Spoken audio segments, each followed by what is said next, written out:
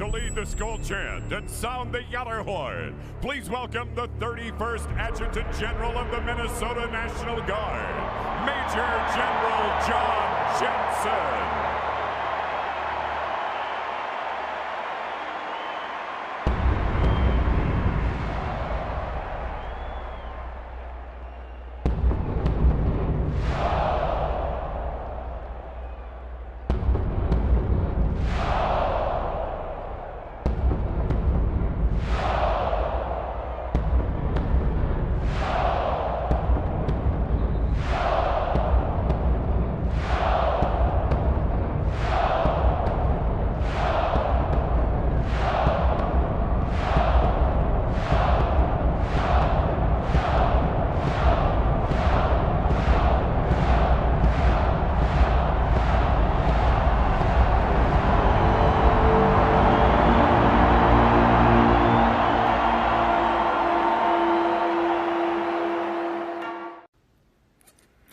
Well, hello, this is John Randall, Minnesota Vikings legend, and it is my pleasure to say, Minnesota Vikings fans uncensored, are you ready? Keith, get your people up. Let's go. Skol, skol, skol, baby. Let's go. Woo! Yeah, buddy. Don't get no better than Johnny Randall. What's up, David? How you doing today? Doing good, Fishy. How you doing, man? Good to see you.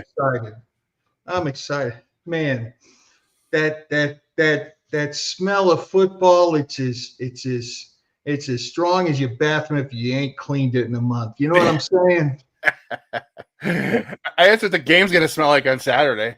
Yeah. Oh, Dakota Skol, Nick. What's up, Nick boy? getting in early. Woo! So while Keith is doing his Keith things, David, anything new and exciting happening to you lately? Well, as you know, and I don't know if you know the whole story, but I almost didn't make it tonight to the show.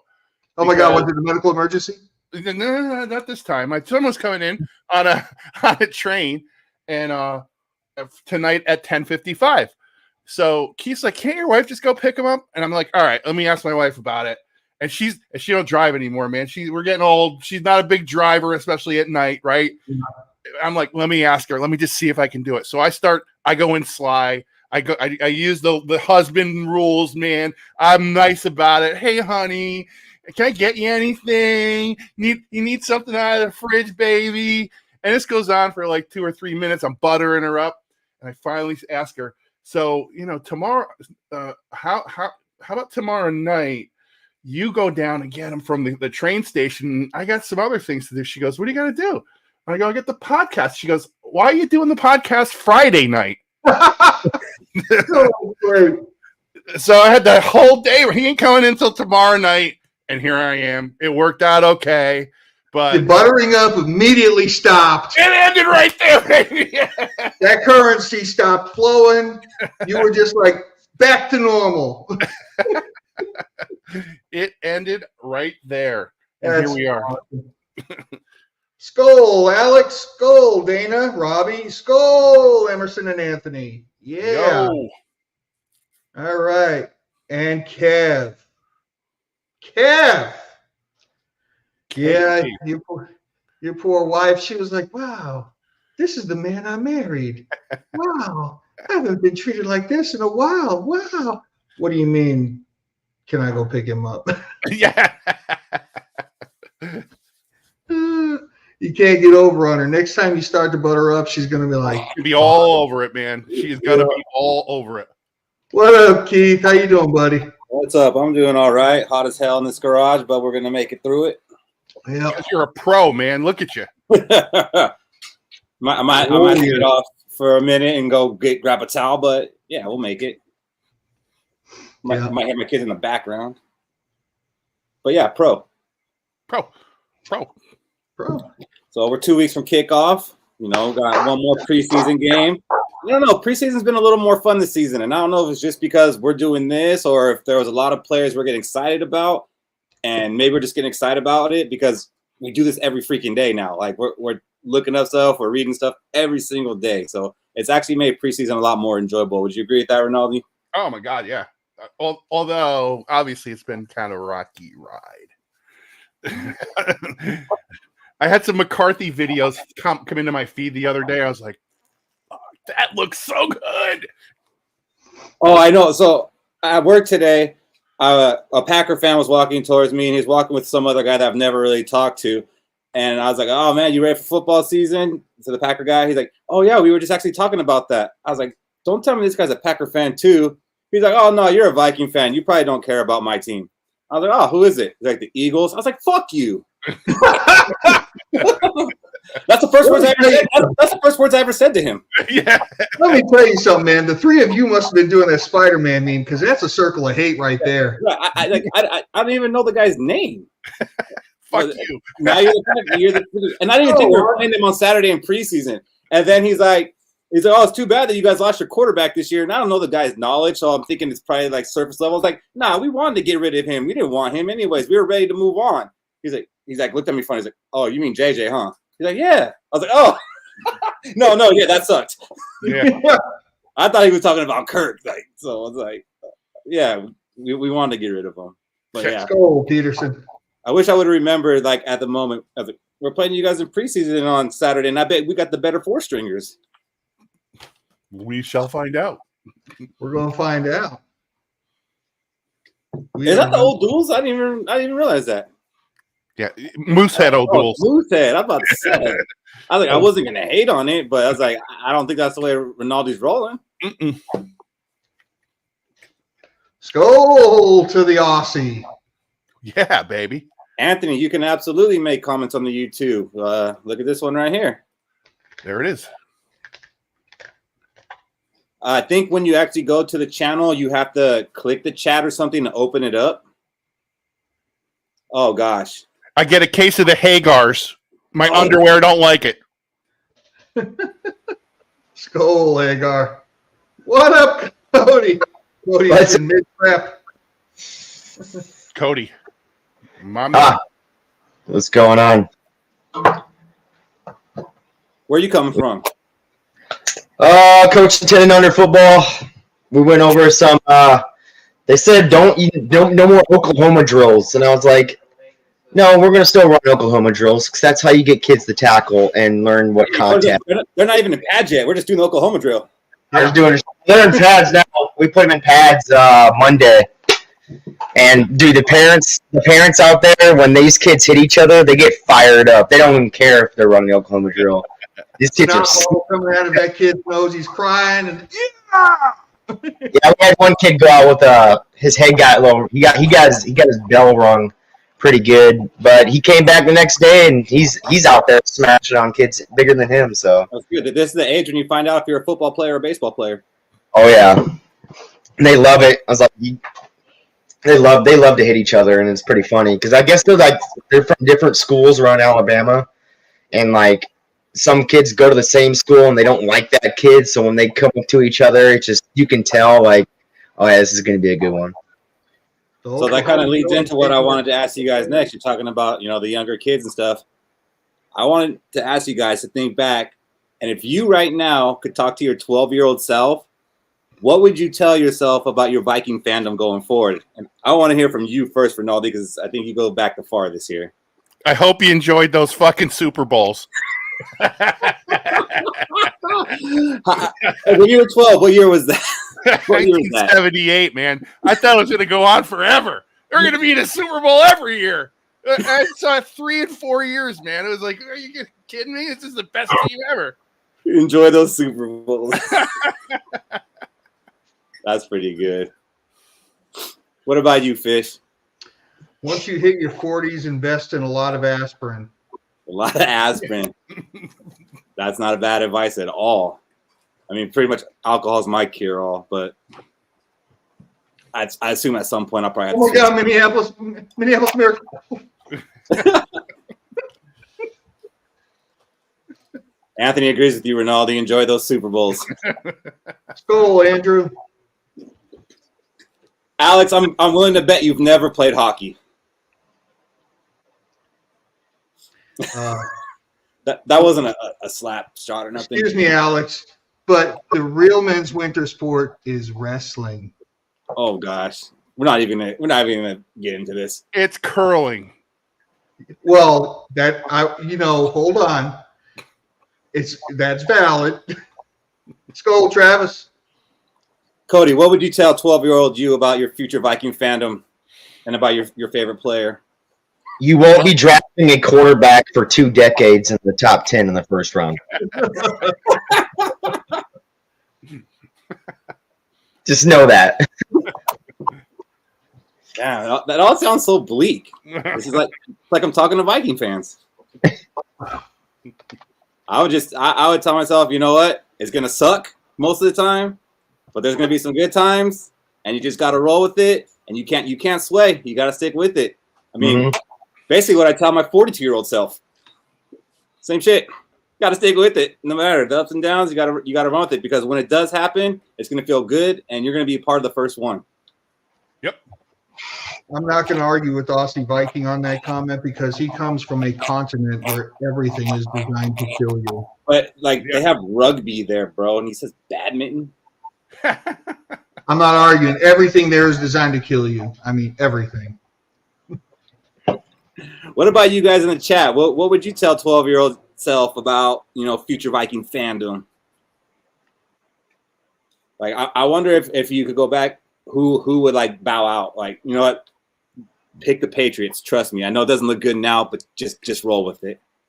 And you know what? It'll even hurt my 12-year-old self if I told him we wouldn't draft a quarterback for the next 2 decades with a top 10 pick. He gets hurt also. All the time? No spoilers, bro. You just gotta lead yourself. You can't spoil it. I would control myself now that I think about it, because as a dad, I love giving my kids the wrong answer. So I would probably go back to 12-year-old self and be like, listen, man, you are not going to believe this run we're going to have in the 2000s. It's going to be 4 Super Bowls and 3 more NFC Championship games. We're going to be a dynasty. Wow. I would probably tell my 12-year-old self, hey, in 7 years, you need to tell Brett Favre to just run the ball 7 yards. Oh, ow. Yeah. Get a ticket to the game. Tell them just, Brett, tuck it and run. Good night. Love you. Aww. Nice, sweetheart. Night. So we're 14 days away from kickoff. Only 2 weeks away, man. I'm getting excited. We like to highlight the number of days we're away, and that's number 14. And that's a pretty good number for our franchise. But before I do that, I got to get this man on, and I want to know what he would tell him 12-year-old self. What's up, Shaq? What up, Shaq? He made it. How I sound, Mike? You're good. So I just asked the guys, if you could go back and talk to 12-year-old you, what would you tell yourself about your Viking fandom going forward? 7 years ago, right? I was going to say the next 2 years are going to be rough. I'll just say, I would have told them, don't pay attention to chasing the rings. Pay attention to the players. Pay attention to the players we have, because the rings is gonna look bad. So just pay attention to the Hall of Famers we had along the way. That's why I told him. I think I think you'd also tell them, stay away from PFF and watch the film. I think 7 years ago, PFF was around. Myself. Watch the film. When I was young, PFF was not around. What we had, Right. You're talking to yourself. You're talking to your 12-year-old self now. So you know you're going to tell them there's going to be a site. It's called PFF. Everybody's going to flock to it and call it gospel. Don't listen. Watch the film. And fuck them picks. Yeah. Fuck them picks. Scully. Skol. So again, we're 14 days away, and we got some strong historical ties with that number. One being Fred Cox, the kicker who wore it for 15 seasons. He never missed a game in those 15 seasons. So, that's pretty cool. Of course, we got Stephon Diggs.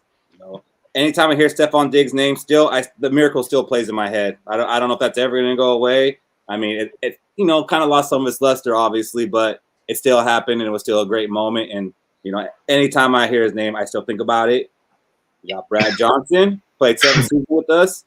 And, you know, looking back at his career, like as I got older, he was actually a better quarterback than I gave him credit for, you know, when I was younger. I was like, you know, 16, 18 years old and like didn't think he was the greatest because I was looking at flashier quarterbacks, but he was a solid quarterback. He won a Super Bowl with Tampa Bay.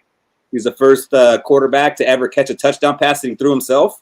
Remember that game against Carolina Panthers? Got bad at the line. He caught it, snuck it into the end zone. Definitely can't forget Joe Webb. I can anyways, because his game against Philadelphia, I was drinking a lot of tequila and having a good time because they were beating him because we were expected to lose, and that clinched us a playoff spot. And then I ended up proposing to my now wife that night. And then I fell asleep in the bathroom. So, yeah, can't forget Joe Webb. Thanks, Joe. Joe Webb making it happen. He definitely made it happen. And then we have the second best backup quarterback in Vikings history, Sean Mannion. You know, Fish was a big Mannion fan himself.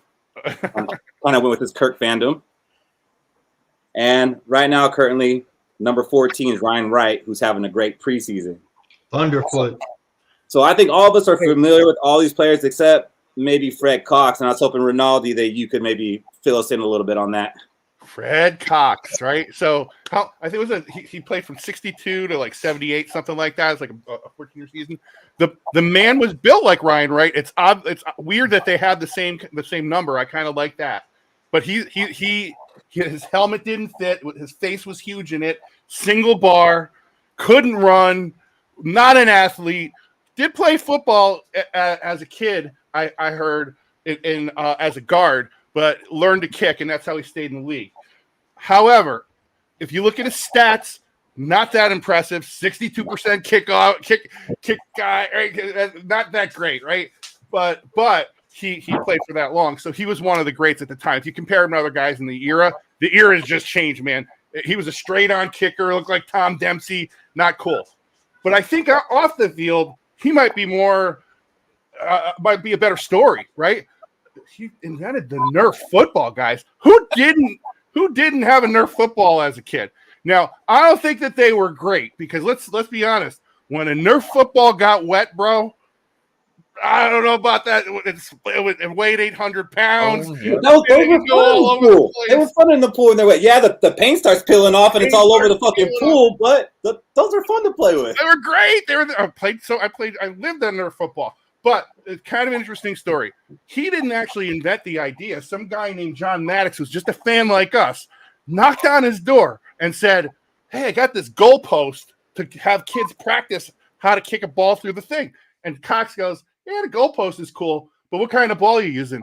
Because I want to use something that doesn't go into other people's yards. And Fred said, "Don't go heavy, go light."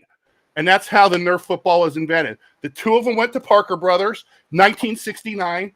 Parker Brothers absolutely loved the football. They hated the goalpost, and the rest is history. Fred Cox is also a doctor. He's a chiropractor, right? He made his living off of chiropractor, and he made $200,000 a year in royalties off the Nerf football for the rest of his life till he died. One little aside, he died, I'm going to say, I don't know the year, it's probably 5 or 6 years ago. Somehow I was on eBay searching for shit, and here comes Fred Cox in an 8x10 picture signed. I signed. I sent away for it, $20. Comes in a week later, he's dead. I had to get one of his last signatures. I had to. Oh my God! If you might have killed him. David, did the signature tail off where it might have been? Oh man! Oh man! Rinaldi's our expert of all things 70s. Mm-hmm. That 70s Dave. What about you, Shaq? What's your best 14 memory? I'll have to say Diggs. It had to be the Minneapolis Miracle. Just the fact that that's like a historic moment in NFL history.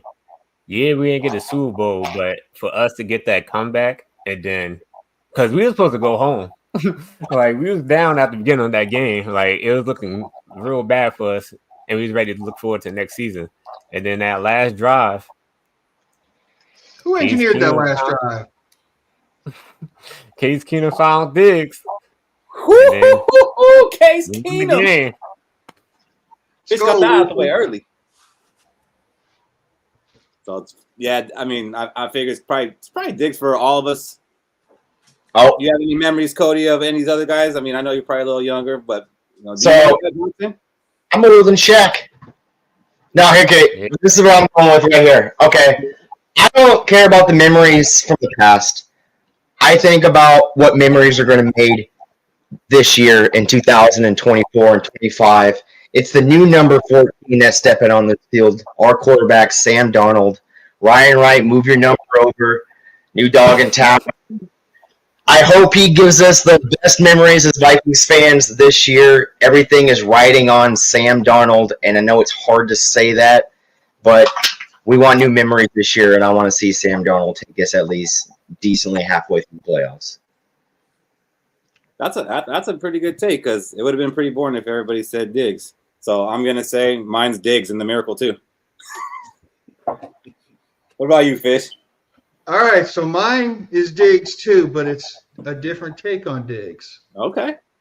Brian Robinson's 96 question 6 years ago. Oh, God.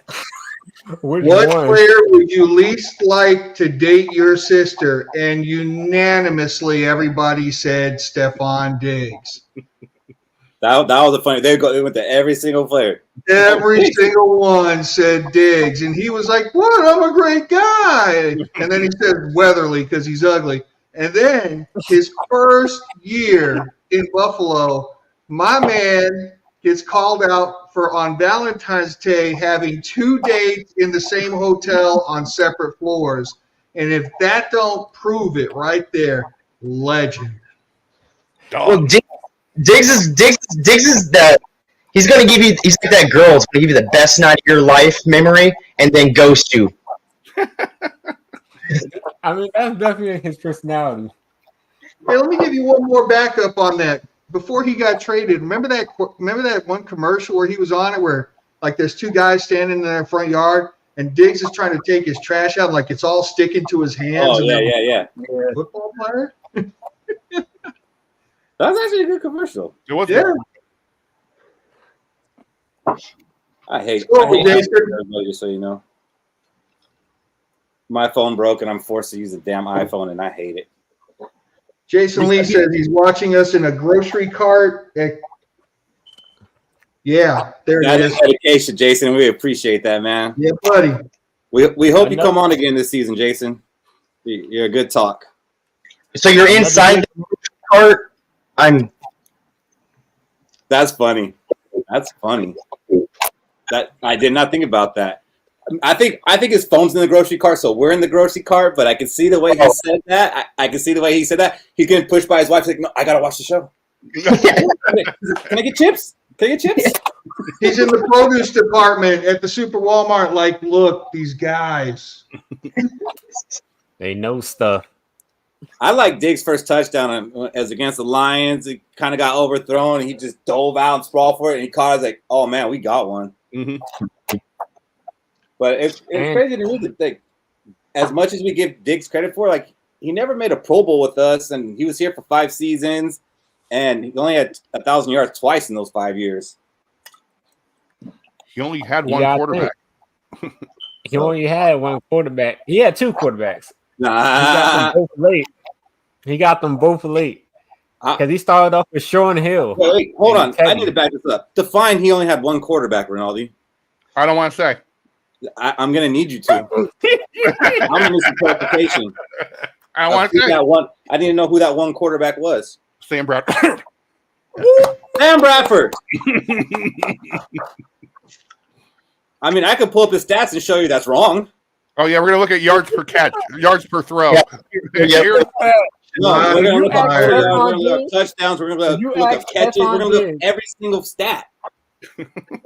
If you ask Stephon Diggs who his favorite quarterback was that he played with, he's not going to say Kirk. He's not going to say Case. Yeah, he is. He ain't going to say Sam Bradford either, bro. He's going to say Sam Bradford. Because the way Sam Bradford threw it to him, He's definitely not going to say Sam Bradford. He's going to say, fuck Sam Bradford for getting us 5-0 and then going 8-8.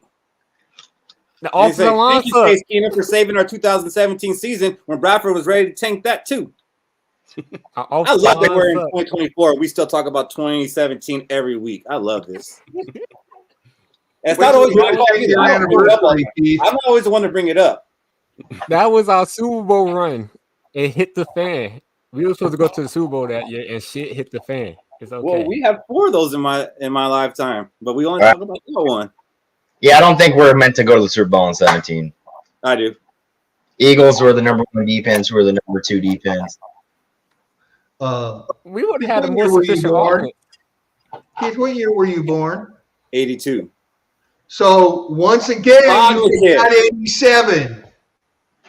Cognitive, Fish. No, you said lifetime. Yeah, I don't count. Like if they won a Super Bowl in 87, I wouldn't be here claiming that I wouldn't be saying we got the Super Bowl. No. Oh yeah, you would. No, I would not. I would. Yeah, I would. Yeah, I don't like that. I don't like that when I'm dealing with like Cowboy fans or Packer fans and they're talking about their Super Bowl they weren't even alive for. Like, no. If they'd have won a Super Bowl in what was it, 74, I'd be like, that's my team. Well, I mean, you can claim the championship. I watched that team this week. They were crazy good. They were 12-2. That team. They were so good. I don't remember them now. What up? What up? What's up, you guys? Hey. What's up, E? What's good, man? What's good? Hey, you got the glasses on, man. Yeah, I can't see shit. Now I understand why people don't know why Clark Kent is Superman. Shit. There you go. So it's E. What's up, E? What made you want to pop on here early?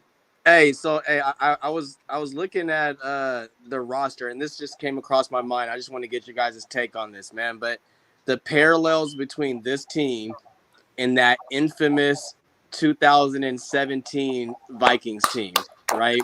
And I'm just looking position by position. And if you think about what we were missing at that time versus what we have on the team at this time, that we're really close. Like, we're not far off. That's why when we think about the potential this team has, as much as we joke around like losing JJ and then losing Blackman and, you know, the competitive rebuild that we're in, that 2017 team, just position to position, talent to talent, that 1-for-1 comparison, it's not far off, man.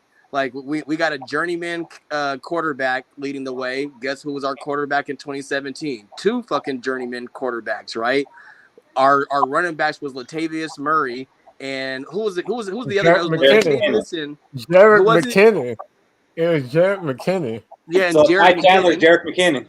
Right. This year we have Aaron Jones, who's an upgrade from Latavius, and then we have Ty Chandler behind him, who could be the second coming of a talent like Jerick McKinnon, right? And then you look at that wide receiver position, and this is one that really points out to me, man.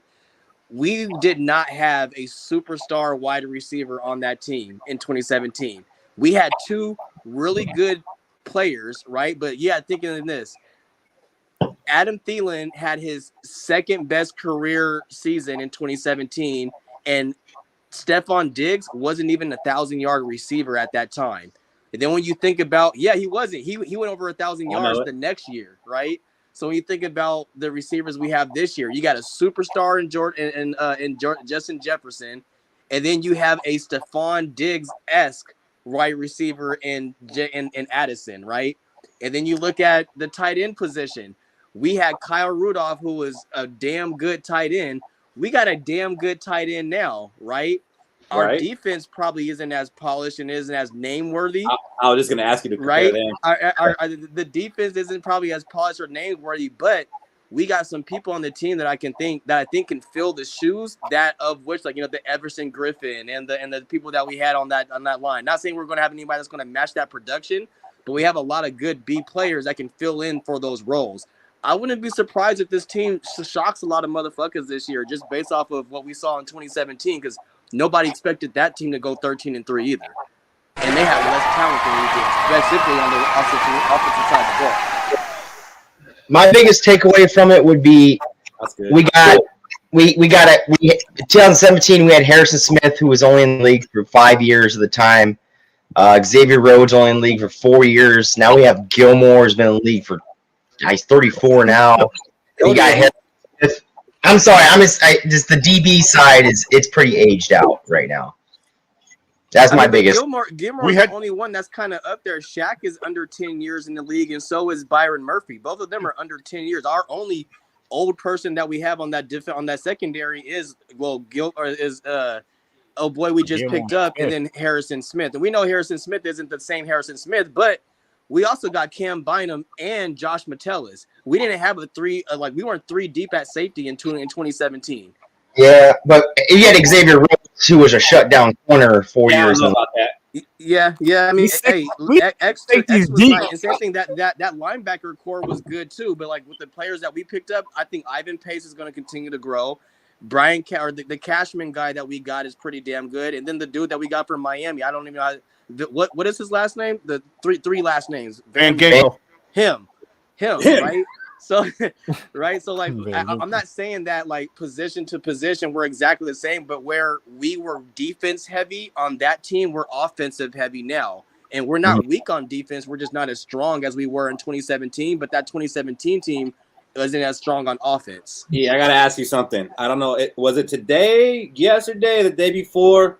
What day did you drink the purple drink? Oh man, I drink the purple drink every season. Okay, I'm not mad at it. I'm not mad at it at all. Let me tell you something. I'm more of a believer than others on this panel that this year is going to work out, so I'm not mad at it. I just haven't seen it from you this year, but I think as we're getting closer, the excitement's building up, and you're ready for it. Yeah, nobody wants to go into this season thinking it's going to be all bad. If you talk to anybody that knows me, like on this side in the Pacific Northwest, as long as people have been knowing me, I have a few predictions every single year. One, the Washington Huskies are going to win the national championship. And then 2, the Minnesota Vikings are going to win the Super Bowl. Every year I come in with those 2 expectations, and then I'd probably throw in a third with the Seattle Mariners. I have not been right in 36 fucking years of my life, right? Other than that 1991 Huskies, but I was 3. I don't Colin Kaufman, baby. That, right? But I'm always going to be the one that, like, if we don't make it, it's not going to be a surprise, but I'm always going to say that we're going to do better than what I think we're probably going to do. I think we're going to shock a lot of people this year, man. I really do. Well, let me tell you something. You've got me so pumped up. I'm almost ready to go from 7 wins to 8. Hey. Almost? He didn't get you there? I can't chin the bar. But he's spotting you. He's spotting you, and you get there. This team is either going to shock a lot of people and win like 8 to 10 games, or we're going to win 5. Like those. That's pretty much where I'm at. How sad is that though? That winning 8 to 10 games will shock a lot of people like Cody. Yeah. After the Giants game, if it could we can already determine how the season's going to go after the Giants game. Cody's going to flip. I tell you, Cody's been negative. And I think that we're the past month, maybe a month and a half, it's gotten bad. He's going to flip. I'm telling you, we're going to be like 2 and 3, but he's going to like what he saw. He's like, you know what? I see a path, and it's going to change. I think we're going to roll the Giants, man. Yeah, man. Let me say this. I'll love it. Maybe we have to, Shaq, I'll get you, but maybe we have to think we're going to lose to the Giants because we all thought we were going to kick Tampa's ass and we lost. So we got to do the reverse psychology thing. What you got, Shaq? I was gonna say, what did we start off as last year? Wasn't we 0-4? 0-3. Then we went to 1-4. Oh, we beat the Panthers. We beat the Panthers. Barely. And Kirk Cousins wasn't hurt at this time. Yeah. No. Oh, he wasn't. Turnover City. It was So Sam Bradford just has to be better than injured Kirk. I mean, bad Kirk. We had Kirk through the gauntlet of games, including the Packer game. He got hurt and then in fourth quarter he got hurt. Like that Niner game gave us hope. Yeah, Sam Darnold, you got to get through the gauntlet, my man. You got to get through that gauntlet. He got a team. It's not just Sam Darnold. It's the Vikings got to get through the gauntlet. He got a team. You got to believe in the team. What's up, Sarah? And before I forget, hi, Lucy. Lucy. Lucy. In case I did, I think I did, but Skol, Lucy. You didn't, but good job. All right, so Cody kind of mentioned it. We signed a cornerback this week, and it's Stephon Gilmore. Took a little longer than someone was expected, but it happened. It's a 1-year deal with $7 million guaranteed, worth up to $10 million. They deferred some of the money, so he's making like $4.6 million this year, Ronaldo, on the Yes, 4.6 this year, and 2 other years, 1.5, 1.7, something. Not like a big that. deal. No, it's not a big deal. Not a big deal at all. Been trying to tell you that. It's a UDFA spot. We love them. Come on the team. We've heard a lot of talk from fans that this year's a throwaway season, and they feel like the team feels it's a throwaway season and that. But is this a type of move a team makes if they're feeling this is a throwaway season to go and sign a cornerback and give him $10 million? No. So, Hey, Lo. yeah. Actually, it is. Window. Signing a 30-plus-year-old quarterback and giving him $10 million is nothing substantial. In my point, it's not. I mean, it doesn't strike fear in the hearts of offenses anywhere. I wouldn't say that. I mean, maybe not in their hearts, but it strikes fear somewhere, like maybe in their left arm or something like that. But I mean, I'm just saying we've lost a lot of cornerbacks in the offseason. I think that's the position we've taken the most hits, and we've tried to throw some bodies at it. So is he going to be quality? Probably. Does it say Super Bowl? No. Whoa, pump the brakes. I didn't even ask that. I'm just saying, if a team was, throwing away the season thinking next year's the year, are they throwing $10 million at a cornerback right now? No, but we are also in a very pivotal time for Kwesi and KOC's contract extension. And Kwesi can't just roll over and play dead. He's got to try something. He's got to show that he's actually trying to put a quality product on the field. He can't just let it all go to hell. So, well, I think to Emiliano's point, didn't we have a guy in 2017 that was like a wily old veteran that we brought in that mattered? What was his name? Terrence Newman. Oh, going to that Newman well, Shaq. So look, they're not going to be shutdown corners, but I would say this: Flo is going to scheme these veterans differently than he would scheme a Caleb Evans and Blackman and wherever that guy that we traded away. I can't remember his name right now. Number 23. What was his name? Booth. Yeah, Booth. Look at this. This is it's an upgrade. It's schemable. These guys are pro football players. You can shit on them all you want for being, they're not shut down, but you know what? They're schemable, and I think like they're going to overproduce better than you think they are. 100%. I'm going to add on top of that, Rinaldi. There's some plays and there's some yards and touchdowns that we gave up last year that we can attribute strictly to the youth of the defensive backs that we had. Specifically that fucking touchdown versus Cincinnati. Like that shit does not happen with 3 veteran cornerbacks back then. Like, so you substitute who we had, you put in Gilmore. Gilmore's not let that happen. Is not let that happen. Like we up some shit last year based off of inexperience. So we're Not you, Fish. Physical talent with veteran experience on defense, and you need a mix of both. And I think that's why we brought him in. Oh, I'm sorry. You must not have watched the greatest comeback in NFL history when Gilmore was getting fucking cooked when we were coming back against Indianapolis. Look who he was going up against. Like he was going up against JJ. Who doesn't JJ cook? Whoever guarded him in the Giants playoff game. Yeah. Sorry. Not sorry. So, Jack, were you happy with this signing? Does this feel kind of like when we signed Patrick Peterson? I mean, I was happy with the Patrick Peterson sign, to be honest, because it moved that veteran leadership to a young secondary. So, do you think it's more of a veteran presence thing more than making our defense better? How does us adding Gilmore not make our defense better? That's the question. Like you look at the cornerback room that we have, and you add Gilmore. How can anyone logically say that it's not a better unit? What if he's slow? I don't know, Fish, how do you logically feel it's not a better unit with him? We aren't a better unit with him or without him. I want to, but Fish doesn't think it does anything. So I need to hit Yeah, it. well, What if he's slow, he's lost a step, and he starts to get burned? Because he got fried in that comeback.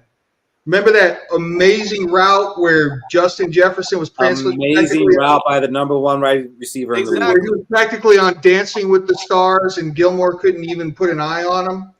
I mean, but also look at this, Fish. Like, we always go back to that one play. Like, outside of that one play Gilmore get, because we all remember that play. I mean, Justin mixed him up. He mixed him up nice. Outside of that one play, Gilmore played good. Like, and I'm like 99.9% sure he's not going to guard Jefferson this year in a regular season. 99.9. Yeah, you never know. There could be a trade or something, what changes it, but 99.9. And I'm 99.9%. He will get burnt on one play this season. It's gonna happen. Okay. Yeah. So Gardner will too. I'm saying it happens to every quarterback every year. Nobody's 100%. It's one play is kind of crazy. Father Time is undefeated. I remember Darrell Reeves getting burnt by Randy Moss. He hit him with the one hand, one-handed him. And Darrell Reeves is arguably one of the greatest cornerbacks of all time. It's going to happen. That catch wasn't fair though. Right? Father Time is undefeated, fellas. Yeah, it's one of those. Now Tom Brady I'm not calling him a shit signing. I just don't think he's going to change nothing. He ain't that great. Father Time might be undefeated, but like, when does Father Time hit? Because I mean, some players play into their 40s. I think he's like 34. Going to win like Kirk Cousins, he's going to make it to his 40s. Yeah, because he's not going to play this year. He's going to be well rested next year.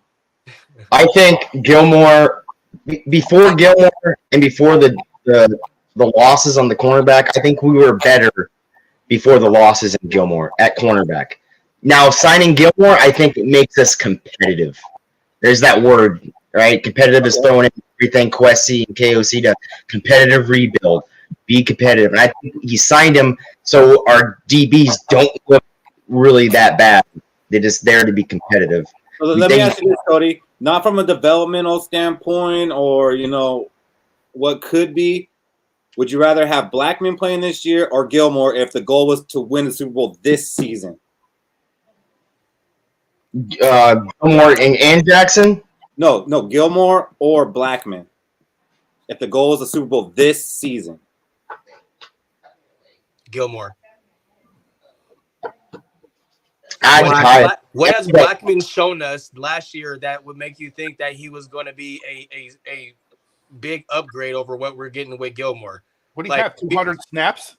250? Yeah, like Blackman was unproven last year. We have no fucking idea how Kyrie Jackson was going to be. So, like, how can we take those two guys and say that we were better? Like, we're going off of hope. Like, our emotions are getting in the way. We wanted them to be better because they're young and they're youthful, but just not playing style, but playing ability, experience, and like real-time snaps. Gilmore is still a good. Whether Kyrie died or not, and Blackman didn't get hurt or not. If we were to still sign Gilmore, he comes in still as the best cornerback on our team. I agree, and I'm kind of high on Blackman, and I was seriously bummed when he went out because I saw a lot of good things. I saw some bad things, like watching Higgins catch that touchdown. Yeah. But that was really bad. What about you, Fish? Are we better with Blackman this season or Gilmore this season? I think we were better before. And let me just say this. I'm going to go back to Cody's point. It's not just Blackman and Kyrie Jackson. It's the injury to Shaq Griffin, which he's coming back from. We had all kinds of injuries happen in our cornerback room. I think Gilmore's a Band-Aid. I think he's a decent Band-Aid. I don't think he's a great Band-Aid. I think he's just sort of a patch on it. And if you want to talk about we're basing it on hope, 2/3 of this damn defense is based on hope because we don't have a single real defensive tackle who's set up. Our defensive ends, we could argue about them, and we're all saying Dallas Turner is going to be great, but he's a rookie. I mean, the only position group in our inside linebacker and safety, that's where we're stout at. The rest of it's kind of, we don't know. I'm not buying that. The outside, the edges are good. Okay. I think Grinner. I know you don't see it, but you will. I mean, I hope I do, but I don't think I will. I mean, pause. I think Dallas Turner is going to be really good too. I think Greenard's really good. I think Greenard's going to be serviceable. He's going to be good. I think Daniel's going to be really good. I think Leonard's hot take's going to hit that we're going to have like a career year in sacks. That would be wonderful. Between the two, we're going to have 20 sacks between Turner and Greenard. Guaranteed it. Probably over 20. Probably more. I'll go over on that number. Well, look, your boy Richter's winning me over for a roster spot, Keith. Yeah, but I'm just saying it's not like hardly very little of it's proven. Is all I'm saying. He probably will get a roster spot, but that doesn't mean he's going to play a lot. See Jackie Roy. My point is that very little of it's proven. You know, going back to the argument of Gilmore versus Blackman, Gilmore's proven he's a veteran. He's done, and Blackman is I just said that 2/3 of our defense is that. Well, what's the turnover rate on the defense? Like, what did we lose to what's new? I think we only have 5 starters coming back, Cody. Yeah, and trying to get them all together on the same page. It can't be much worse than the last 2 years. That's all I can say. Amen. Oh, gosh. Oh, no. Was that famous words right there? Is that famous last words, Fish?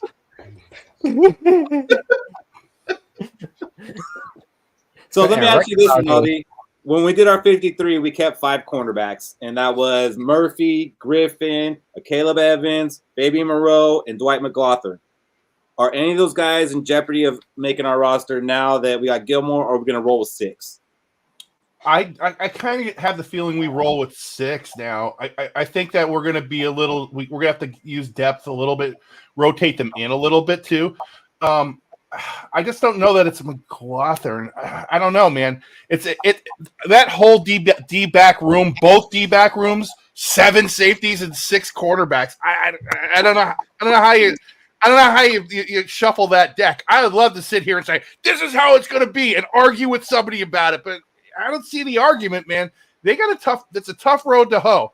I would say this, with Theo Jackson no longer on the team, that makes it a little bit different, a little bit easier. But man, that's both of those groups are tough to come by, man. I do not know. I wish I had a better answer for you, Keith. No, I just wanted to know what you thought. You don't have to have a great answer. I don't care. Cody, do you agree with them, or do you think we stick with 5 and one of these guys is going to lose the job? No, I definitely think we're going to have 6 cornerbacks on the field just because the depth piece. I mean, there's a lot of turnover at cornerback, and you really don't know what you have, especially when you put them up against actual starters in the league, actual starting quarterback. Yes, we're going to keep 6 corners.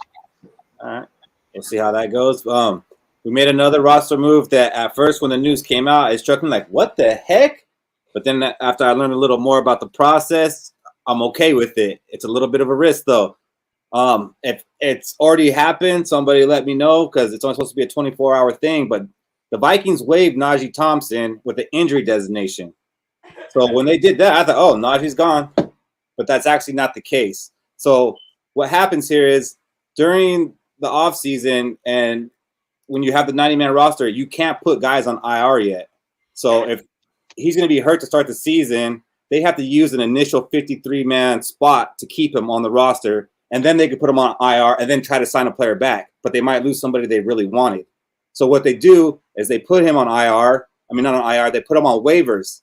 And if he goes through waivers, all 31 other teams don't sign him. They can then put him on IR now and keep him on IR, and he won't count towards that initial 53-man. And we get to keep an extra player that we want to keep. So the risk is if a team signs him, and that's why Rinaldi was saying KOC was talking earlier, and he kind of slipped up that he's going to have a surgery. And Rinaldi's like, he kind of slipped up. I was like, I don't know if he slipped up. I think he was trying to get teams to not sign him. Now I get you. Now I understand what you were saying. I get it. Yeah. So if he doesn't sign him, then we could put him on IR right now, and maybe a guy who wasn't going to make the initial 53 will get to make the 53. Were any of you worried when you first saw it that, Najee's gone, our special team ace, he's gone? I was beyond worried. I thought he was gone until you just explained it. That was a great explanation, man. That's good. I hope we keep him around. That's great. He's a special teams beast, man. He came up clutch a lot last year. Yeah. I thought them yellow shoes were gone, dude. I'm not gonna lie.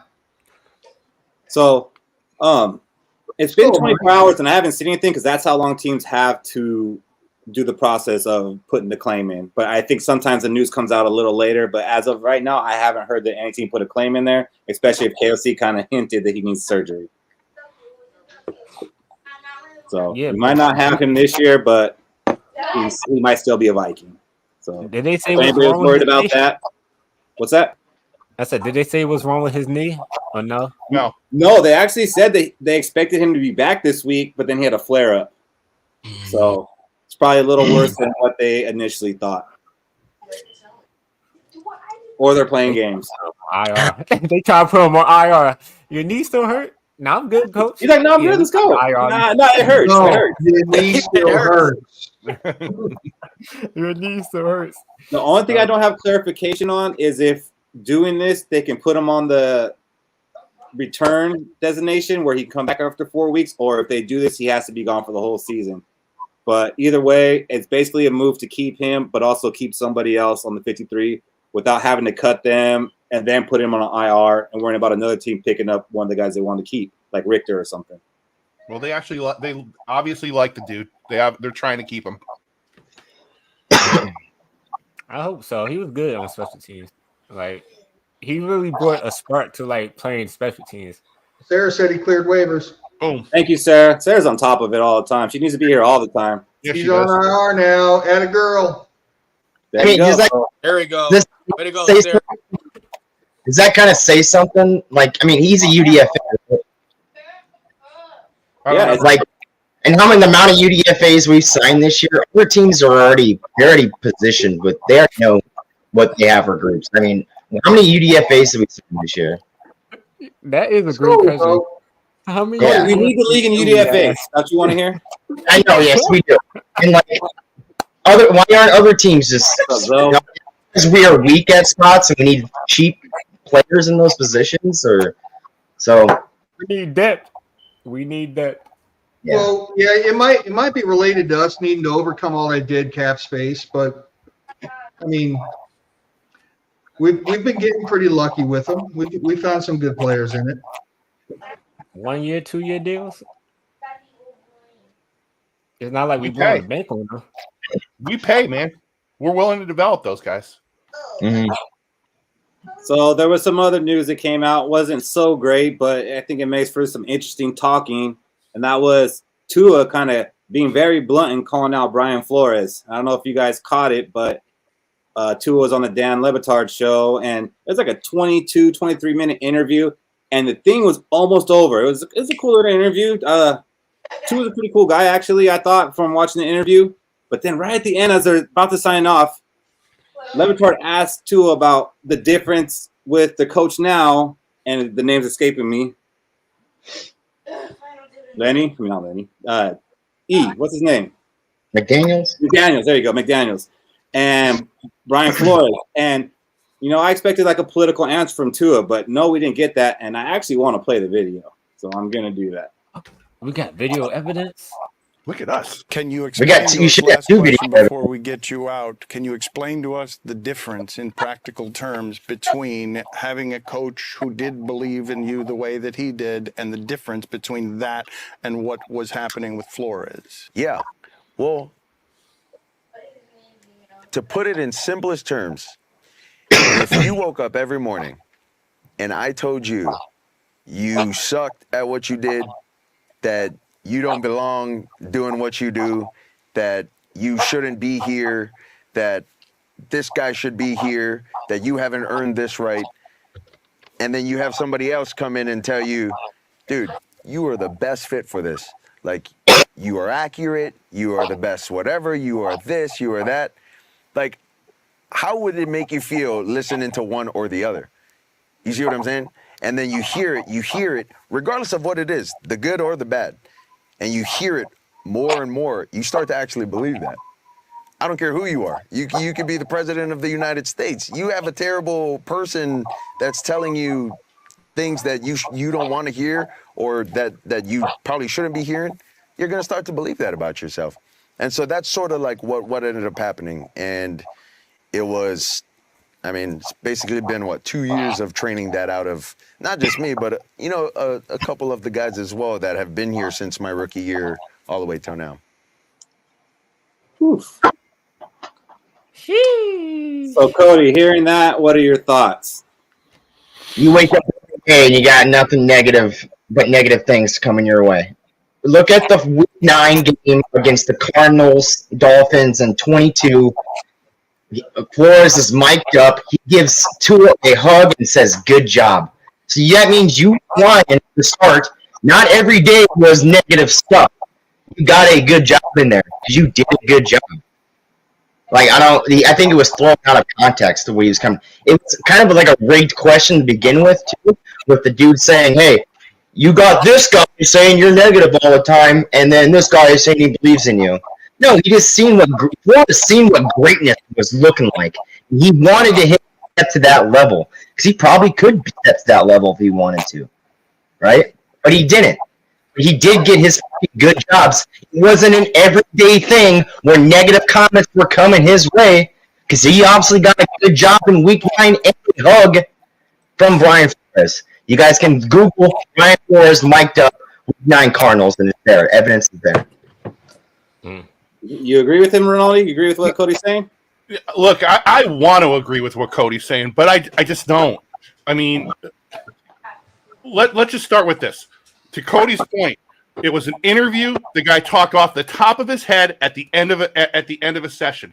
What I heard the dude say is that good or bad, you start believing in what you hear. You got Cody. You were like really honing in on the fact that he said every day, every time, that's all he got. He didn't. I don't know that he means that when he says it. What I heard him say was that there's more negative than positive, and if you hear more negative than positive, that's what you start to believe in.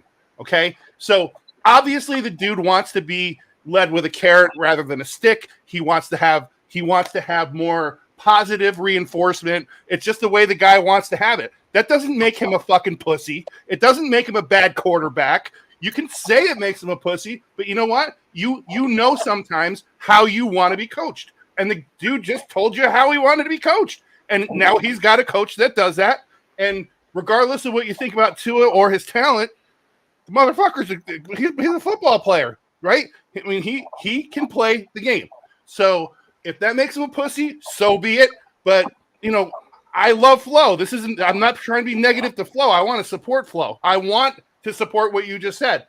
I just don't see it that way in putting it in an empathetic scenario where I've been with people that want to be coached a different way. And I've seen it work. It's just that change of scenery. And to me, it worked for Tua. All right, that's fair. And Robbie, I don't know how many times I got to tell you, the link is already posted on Facebook. I'm sorry if you cannot find it. Maybe you need IT. Can you get Dana to help you maybe? Eve, what did you think about the video from Tua? Yeah, so I called him a pussy. Okay. Yeah, so and maybe pussy is a strong word. I think Renati hit some good points, man. This generation is they don't like accountability. Let's start there. Like they hate accountability, and I think constructive criticism comes across as negativity to them, right? And that's Tua's part of that generation, right? Where I don't think Flores was in his ear telling them that he's fucking weak and that he's not good. But I do knowing the type of DB coach defensive coach that he is, and the fact that he came from a Bill Belichick system, I guarantee you he challenged Tua a lot. Like challenged him like to get better, refine your skills. Like hey Tua, that was a bad pass. You suck. Like not like you suck, but like get it together, right? And I just think that it's just part of being in a soft era, right?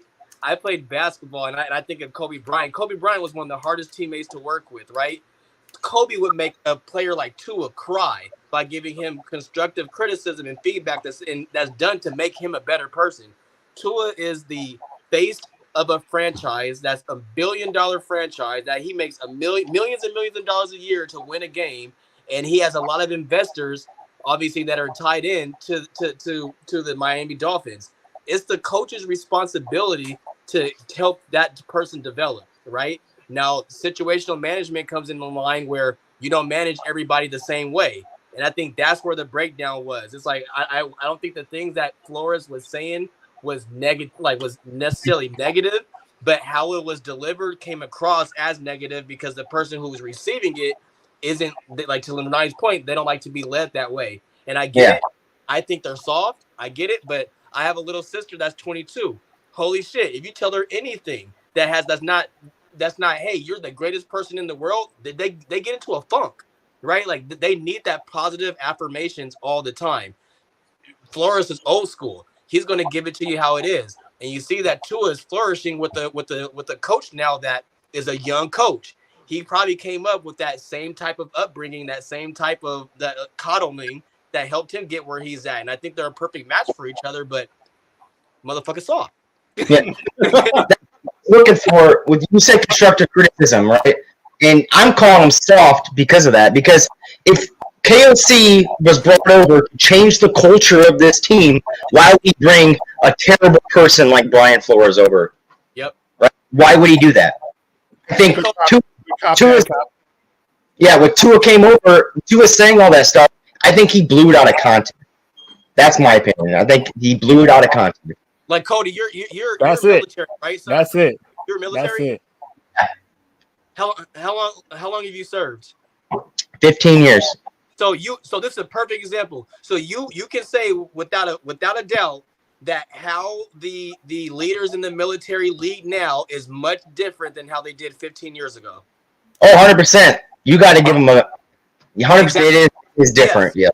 Yeah. And that's exactly where we're at right now in Tua's situation, right? Flores is from that old school where he's blunt, he's frank, he's giving it to you concise, clear, and as fucking crystal clear as he can. He prefers to have, like we say, carrots. He prefers to be led with a carrot and a stick, and he needs to know, like, when he makes a mistake, it's, hey, it's okay, Tua, like, you're all right, man. We're going to get it next time. Versus, hey, I need you to do a better fucking job of placing that ball with here and here, right? So it's just, he's soft, and it's okay, but I think he's in a system that works well. Fish, I want your opinion on this. Oh boy. First things first, I have to take care of some administrative business. Mike Brady is here. You may now move about the cabin. Okay, Tua. Maybe if you'd started taking jiu-jitsu a little earlier, he wouldn't have been so hard on you. Maybe if they'd have signed Tyreek Hill and the other kid, where you would have some better receivers to throw to and you'd look like an all-star, he wouldn't have been so hard on you. Maybe if you didn't come from Nick Saban, oh my God, you did, who was you just summoned him. Who was a notoriously tough coach and a disciplinarian, you'd be able to, oh, wait a minute. Tua, you should be able to put up with this. You come from Alabama, where Nick Saban is not a teddy bear. Mm-hmm. You coached hard your entire collegiate career, and you came in and you had a hard-nosed defensive coach, and then all of a sudden, hey, man, Harry Potter's my coach, man, and, we've got all these weapons now, and I'm looking good, so it's great, and, man, B-Flow was just trying to make chicken salad out of chicken shit with the whole team, and you weren't helping. It goes back to the Kirk Cousins argument. Are you the reason we're succeeding, or are we succeeding? Are you riding the success wave? And I think that Tua was not a reason for success. He's just now riding the success wave. He a decent quarterback? Yeah, man. I loved seeing him in college. I was like, damn. But I'm just saying, B-Flow was just giving him the love he needed. All right. That's fair. Robbie's nodding his head. He's kept his mouth quiet. I appreciate it. Go ahead and open it up, Robbie. Fish. You both were 100% correct. I don't know what to say. It's this generation. I keep saying the pussification of football continues. Of all people to sit here and whine and cry and have hurt feels, I, in my wildest dreams, would not think that would come from, Fish, I'm stealing your take, from a Nick Saban ran football team. In my wildest dreams, that would be the last group that would ever say my feelings are fucking hurt. That dude has 2 natties, a shit ton of, like, I was shocked when hearing that. I had to do a triple take, like, wait, Tua, and then I had to, like, just, the last name's kind of unique. Most people can't pronounce it. It's really strange. Okay, that was Tua, and I had to actually pull over and like I was flabbergasted that this generation is so entitled that they constantly be told how great they fucking are at every failure they do. It is so great, and we love them for their failures. And you'll do great, and you're doing great. Just keep failing because eventually you'll succeed. Fuck that. Fuck that. Fuck that. Get your ass up. Your $60 million a fucking year ass up. Your bitch ass weak fucking ankles ass up. You played for the most weakest ass pussified coach I've ever goddamn seen in my fucking life. And now you are in heaven because you have gone from Nick Saban to bitch fried steak. Damn, Robbie, how you really feel? Right? I love it.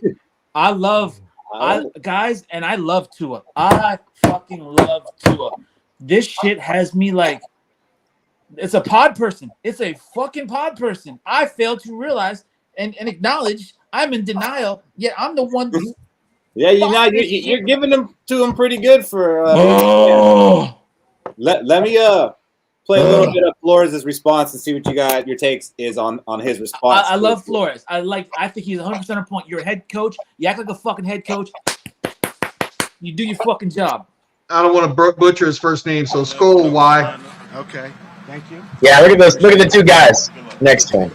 We're here with you. Specific to the comments that were made by Tua, I just want to say, look, I'm happy, genuinely happy, genuinely happy for the success that Tua's had, and I really wish him nothing but the best. You see the relationship the way that he saw the relationship? Did it resonate at all with you when you saw what he did? You know, part of coaching is correcting. You know, I'm always going to have a high standard. Look, I've done a lot of reflecting and on this situation, and you know, I think there's things that I could do better, for sure, and I've grown in that way, and I've tried to apply the things that I could do better and the things that I've learned, over the last 2-3 years. But I'm also always looking to get better and involved. The words you used were terrible person. I'm just curious how that hit you and yourself. Look, I'm human, so that hit me in a way that I wouldn't say it was positive for me, but at the same time I've got to use that and say, hey, how can I grow from that? How can I be better? Do I feel like that's me? No, but how can I grow from that situation and create a world where that's not in case that anyone says that about Brian Flores. But I'm at a point now where I'm really trying to move forward. I'm really trying to focus on the guys here. I'm always trying to learn and grow and evolve, really in all areas of my life. This is no different. So I think at some point you got to turn the page, and I think I'm going to do that. I'm going to do that now. Fuck those cookie cutter ass templated comments. I hate that shit. Dude, come on! Are you kidding me? Terrible take. It is terrible. They're fucking cookie cutter ass like bro. They're Mad Libs. Just insert fucking noun. Bro, here. The same shit all the damn time. We are asking Gunny Highway to take a sensitivity class and run a fucking bake sale. Fuck that. Let that man. What you want me to get on there and say? Fuck Tua. He's soft. I did what I had to do. It would have been awesome. You're the DC. You were a head coach. Out of here. Hey, check this out. I think he's a black man. He can't do that. Flores wants to be a head coach. He's a black man. He can't do that. Like, so at the end of the day, Flores wants to be. It's the odds are stacked against him. He felt it sounded like Flores is irritated. Wow. Yeah. Like he was irritated. Like he's yep. I wish him the best. And like he kind of like pauses in between. I wish him the best. And he's like all over the place. He's like throwing his hands up. I don't see that at all. Words careful. I thought that dude felt every bit of that diss from Tua. I think the guy felt legitimately bad about it. And if that makes him a pussy, then you better start calling him a pussy, because he ain't. He's just a dude that did not want to have that happen, right? I don't see him as looking irritated at all. I think he was genuinely like hurt by it. And he might as well had a script as he's telling them, well, the following things I was told to say, and I'm going to say them in this order, starting with item 1, item 2, and it's like you can tell. So you're mad he took the high road. All I'm hearing is you're mad he took the high road. He didn't double down and say he did suck. Like that's what you wanted him to say, and he didn't. If I was Flores, and you're mad about it. You're mad. Why is Tua aired dirty laundry? Shit? Okay, like Tua aired dirty laundry. Like, he let the house stuff get outside, and that's my the problem. thing is. Go ahead, Chef. Brian Flores couldn't be the hardest coach on Tua. He had Nick Saban in college. That's what we've been saying. Yeah. So I'm trying to figure out why would he say that about Brian Flores as a head coach? And Saban wasn't the worst. Sure Nick Saban's Saban not was the a worst kiss one to on his ass. Alabama by a I can talk you. Tua didn't sit down and write that script, what he said out before the interview. He did it at the end of a 23-minute interview, and it just popped off the top of his head. It's not like he sat down and go, how am I going to get back at Brian Flores because of what he did to me? This is not what we're talking about. It's the dude just said something. He was looking up in the air when he was thinking about how it felt, and he just fucking said it, man. Your take on this is like totally overblown. He was put through the grinder in Alabama, and he came out of puff pastry. He said something at the end of an interview, dude. He didn't write it out. At the beginning of the interview, he didn't oh my God, I gotta figure out how to piss this guy off. That fucking system. Maybe Saban's no fucking way as it looks on TV. Do you think Saban ever told Tua you suck and you shouldn't be here? I'm sure he said something very fucking similar to that. Did he ever tell you suck and you should not be here? 4 guys on the bench that'll take your spot like that. That's exactly what he told Tua. And one of them did. I guarantee you he had that conversation for a little bit. Wait, you really think that Brian Flores look, I got Shaq. I'm taking I would bench your fucking Hawaiian ass for his black butt in a fucking heartbeat. And if he doesn't fucking do it, I got somebody else over here. And that's how he fucking is. in a heartbeat. So it's like, hey, I know you didn't get the first down, but could you kind of do a check down to Ruggs next time? I'd appreciate that because, Harris is kind of tired right now. There's a difference between talking stern and yelling and telling someone you suck. And I'm not taking to a side here. You're just making me fight you. I don't give a shit. He comes from a drill instructor type fucking system, and that has now turned into this fucking Harry Potter was a really good fucking metaphor for this. I mean, seriously, a fucking Hogwarts-esque fucking system. Yeah, Hagrid is over there with his beard and fucking the damn Nurgles and shit. I read shit too. And they're all happy and smiling and shit. I don't know what kind of brainwashed system McCarthy's putting these fuckers through. Hey, I'll tell you this. My favorite part of Brian Flores' response is when he said that the things that Tua said required him to some self-reflection, but he also doubled back and said, as a coach, it's my responsibility to correct. And he's good on that shit, right? That lets me know right now. You guarantee he led him he probably gave him some hard criticism, but that is his job as a coach. He would be remiss not to do that, right? But you can tell Flores answered it really well. He wants to be a head coach again. He has a rap sheet, if you will. He's gonna have to get in right with the right people. He needed to come out and say things exactly like this. Can come off as all right, hey, I took the feedback, I'm self-reflecting, I applied it, and now I'm a better person. But make no mistake, it is still my responsibility to correct bad behaviors. If I was Flores, I'd get on that mic and I'd be like, I drafted you with the 5th pick in the 1st round. I'm not a terrible person. I'm not calling you suck every single day. You're the 5th pick. You're the one who's going to save my job. You didn't save my job. Yep. So speaking of jobs, and not to be selfish here, but do you think this is guaranteed we get Flores at least one more season? He ain't going nowhere now. I don't think this changed anything. I think he's going to be our coach regardless. And I think I made the hot take. I think I made the hot take that this is his last season as our defensive coordinator, and I think I'm about to take that L. He ain't going nowhere. I mean, get extended with KOC. If the defense falters, I can see Flores being another defensive coordinator for another team. Oof. Damn. That's Why you trying to rip the heart out, Cody? I don't know. Damn. Let the Vikings We're trying to build something here, man. We can't build it. We're swapping out pieces. We can stop Like, that let anyway. the hope build. I think we can keep Flores for another year or so. I wouldn't be surprised if he's in Minnesota for 3-4 years before he goes and either gets that finally head coaching gig again, or to Cody's point, goes to another team. Dan Quinn was in Dallas for 5 years. I think the Will should go ahead and talk to him about an extension right now. Get that locked in. 100%. Me too. The way So the about $1 million a year? coach is he's going to Jacksonville. Make him the highest paid defensive coordinator. Probably. It's a weird thing too. Like if a defense coordinator does very well, he usually gets moved to a head coaching job, right? And you said Dan Quinn for the Cowboys, right? He had some luggage, he had some baggage, right?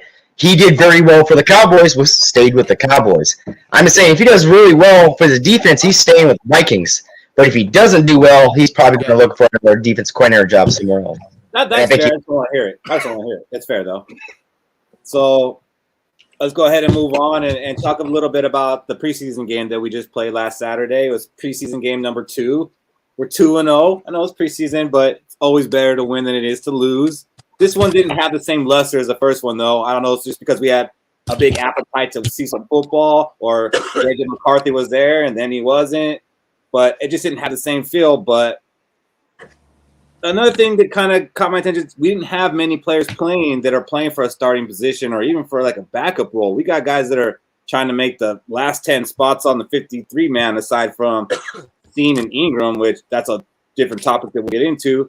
But what do you guys think about it not being any of our main players playing in this preseason game? Instead, it was guys trying to make the roster. Would you have liked to see our guys get a little more work, or are you seen enough and let's get these guys and see who's going to make the roster? E? So let me preface this by this. A couple of weeks ago, I told you guys that I don't really keep up with preseason football.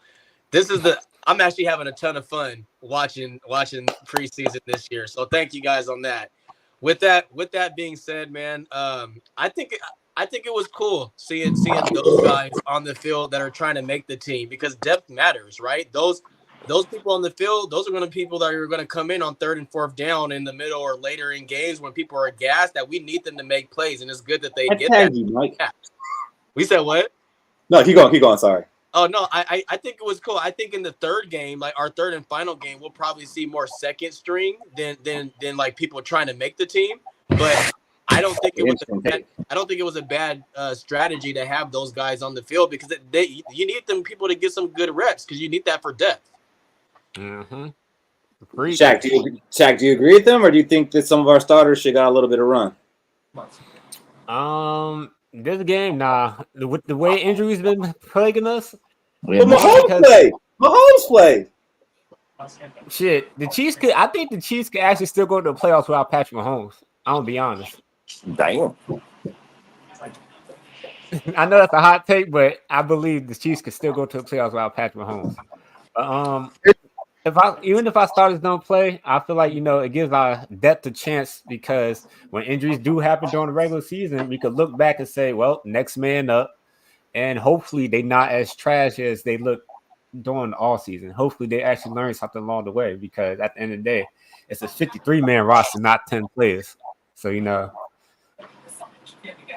What do you think, Kev? Welcome, Kevin, by the way. I love the hat. Welcome, Kev. You got Robbie looking like Kenny. Might get killed during this episode. I think at this point, with all the issues we've had, you get to that first game and let's just let things ride out. We don't take no chances during this third preseason game. Evaluate talent, give some guys some chance to put some work on tape. Hey, that's what we signed these bodies for, man. There we go. Yeah, you make a good point, because a lot of people like to evaluate the team in preseason. You can evaluate the team in preseason. You can evaluate individual players, and one player whose stock went up was Lewis Seen. Now, I just saw some interesting stuff in the comments. I didn't hear this part. Me either. So, Mike, you're going to have to elaborate on this for us, please, and thank you for being here, by the way. Ouch. I'm going to need a little more information on that while we talk about Lewis Seen, because I think he definitely helped his stock, and some people think it's just that, a stock. There's a lot of belief that the Vikings were putting him out there to try to showcase him, trying to showcase a guy who's never been able to showcase, and that was their intention, so they could try to trade him. I believe that they just wanted to give him a chance to see if he's worth keeping or cutting. David, where are you on this? Like, do you think that they're just trying to showcase him to trade him, or do you think like they're like prove it to us that you need to be here? I think it's a little of both. I think if they could find somebody, a trading partner to get anything back for him right now with the depth that the safety room has, I think they'd probably do it. However, having seen what he did, I think he played a pretty loose game. He wasn't thinking out there. It was great to see him moving around the way you would expect to see a guy that got drafted in the first round move around. I think he did a relatively good job. That injury in practice today is kind of scary, man. That's almost IR stuff, right? Your knee hurts, right? So we'll see how that all goes down. At the end of the day, I think the guy still has some NFL football ahead of him. He still has things to prove. I'm not convinced that the leg injury didn't derail him. But I guess, I don't know that he picked up Flo's defense that well, and I'll leave it at that. I think so. I think what Jarrett's saying here is kind of funny because he's calling Cena a bust, then trade him. Who's going to trade for a bust? So that's kind of funny. Hey, somebody traded for Booth. Yeah, they gave us a bust for a bust, though. I know. Side grade. I like seeing our first round talent beat the fuck out of third string talent. That always makes me feel fucking great. So I mean, it's better than seeing our first rounder get beat by third rounders, right? And I agree with what the dude just said. He gets injured falling off the fucking toilet. Scene looked good in one preseason game and hasn't done shit. There you go. 2 Never years. mind. Bad information. Scene's not injured. It's a mix-up. All right. David, I'm pretty sure we would have seen that. Send his ass on the way. He can kick rocks. Can we go back to What do you think? So, can we go back to what players we'd like to see played in the last game? I think I would like to see Sam Darnold for a series because that practice before the game, he went 1 for 12 and 2 picks. Like, that's against a starting defense. I would like to have him out there for the very first series, throw against that Browns team that he went 1 for 12 against. Just one series, and just build up, okay. Because that's the way the season's going. Right, well, I know everyone's worried about. We're pretty close to the season. It's going to happen. I just want to see him rebounding from what he did in practice to actually game time, even if it's against second or third stringers. For Lewis Cine, I think this last game was his fully healthy. Okay, I'm no longer scared of the guy with the football like we've seen in the past when he got injured. Like when he was after the injury, it felt like he was hesitant to make tackles, to do anything. You'd always see Lewis Cine, his cleat in the picture, and then Lewis C standing up next to the guy that's on the ground because he was tackled by someone else. Now you got Lewis C actually in the picture, his full body. You can see his jersey number, and I think that's him. And I like that. That's him building confidence in what he's going to have to do as a safety in the higher level in the NFL. Fish just is seeing that build me hope. this right now. I can see it. Fish, what are your thoughts? Are we showcasing him to trade him, or are we trying to make him make this team? All right, I got 2 things. Oh, I'm going to piggyback off Cody a little bit here and say, yeah, he was afraid of contact. Like I've been saying, he's a thumper who can't thump. And then all of a sudden he got a little contact with Huntley, and he popped him. It was a perfect little. Huntley was kind of sliding, but not sliding, and he had all the leverage. He popped him, and it was like a light bulb went off, and he said, "Oh, okay, it's all right."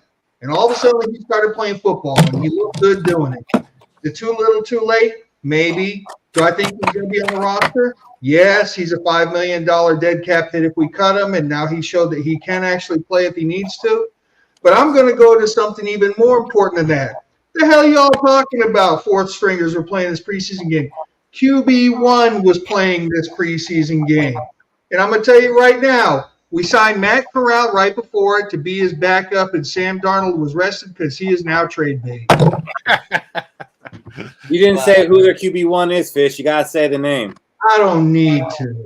No, nobody knows who you're talking about because they're like, Nick Mullins. And if his mama's watching, hey. It's funny. I can relate the scene thing to coaching 10 under football, right? I just introduced the Oklahoma drill to him. And now they're like, at first it was like all soft, and now they're just smacking each other because they witnessed what contact feels like in pads, and I feel like that's what Lewis Cine just went through. You know, like, all right, here's the Oklahoma drill, and then he got engaged to it, and it's like, oh, this isn't that bad. Here I go. You know, that's how I felt like. You know, Mike, I wish you would come on here and tell us what you think about that question. That's a great idea. But no, I don't. Also, always love a new face. Kev, what do you think about Cine? Do you think he's going to make this team, or do you think they're trying to trade him? Sign me up, man. Sign me up. You know what I mean? Because David touched on it, and I was surprised nobody else did. Is I do believe it has a little something to do with Flores' system, and he had a hard time because there's a lot of stress that's put on that back end with his approach, his aggressive upfront approach with his front seven, right? So a lot of pressure's put on there and a lot of responsibilities put on there, and I don't think the guy was ready. He played around a lot of good talent with Georgia, and a lot of these things were probably covered up by that other talent around him, maybe. But look, the guy come out, he played good. He was injured early. Last year, new defensive coordinator. Like Fish said, it's almost a $6 million cap hit. It's an easy one, man. We see what we got. That's it. It ain't. Hey, look, but it could be both, though. Robbie, unload. Let's hear it. If Flores fucked up Tua, I can't imagine what Flores said to Cine. Maybe. You piece of shit. Not only are you a piece of shit, but you're not even worth me telling. I'm not even gonna look at you and telling you you're a piece of shit. Get the fuck out of my office, you piece of shit. Wipe the footprints that you leave on my fucking floor as you walk out of my office, you piece of shit. Fuck Cine. But then he came out and played, so it worked. So he's not Tua. He's a glitch. He is a flash in the fucking pan. That's all we saw. Hey, Robbie, you're not a manager, are you? About the football player, I was much higher on the spectrum, my friend. Much higher. I wish I was just a manager. Was you hear the was? Oh, that would be nice. Hey, maybe Flores was that terrible person to Cine, and that lit a light bulb in Cine's brain. Like, hey, I should probably play football. You know, like I should probably use my pads. But not for him. He's scary. He makes me do stuff, and he doesn't tell me how great I am. Fuck him. I like Flores. I'm totally on like Team Flores, obviously. Kick rocks. Trade him for anything. I don't care what. Fucking popcorn vending. Get two of them. We're good. Or get Tua. That'd be funny. I'd like that narrative. All right. So what I want to do now is do a finish this statement. And I'm going to start with you, Fish. On Saturday versus the Eagles, Lewis Cine will blank. Oh. Play one quarter. And have a couple of tackles. We'll have a couple of tackles, but nothing big. All right. Ronaldo, same question. Lead the team in touchdown in sacks again. Not sacks. Lead the team in tackles again. That'd be something. Cody?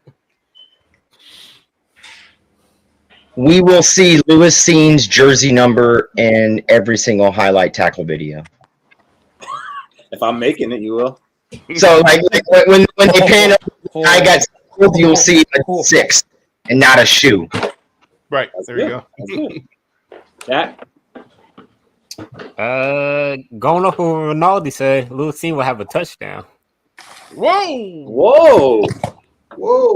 At that point, I might want to trade him. He's trying to earn a spot. All right. So on Saturday versus the Eagles, Lewis Cine will blank.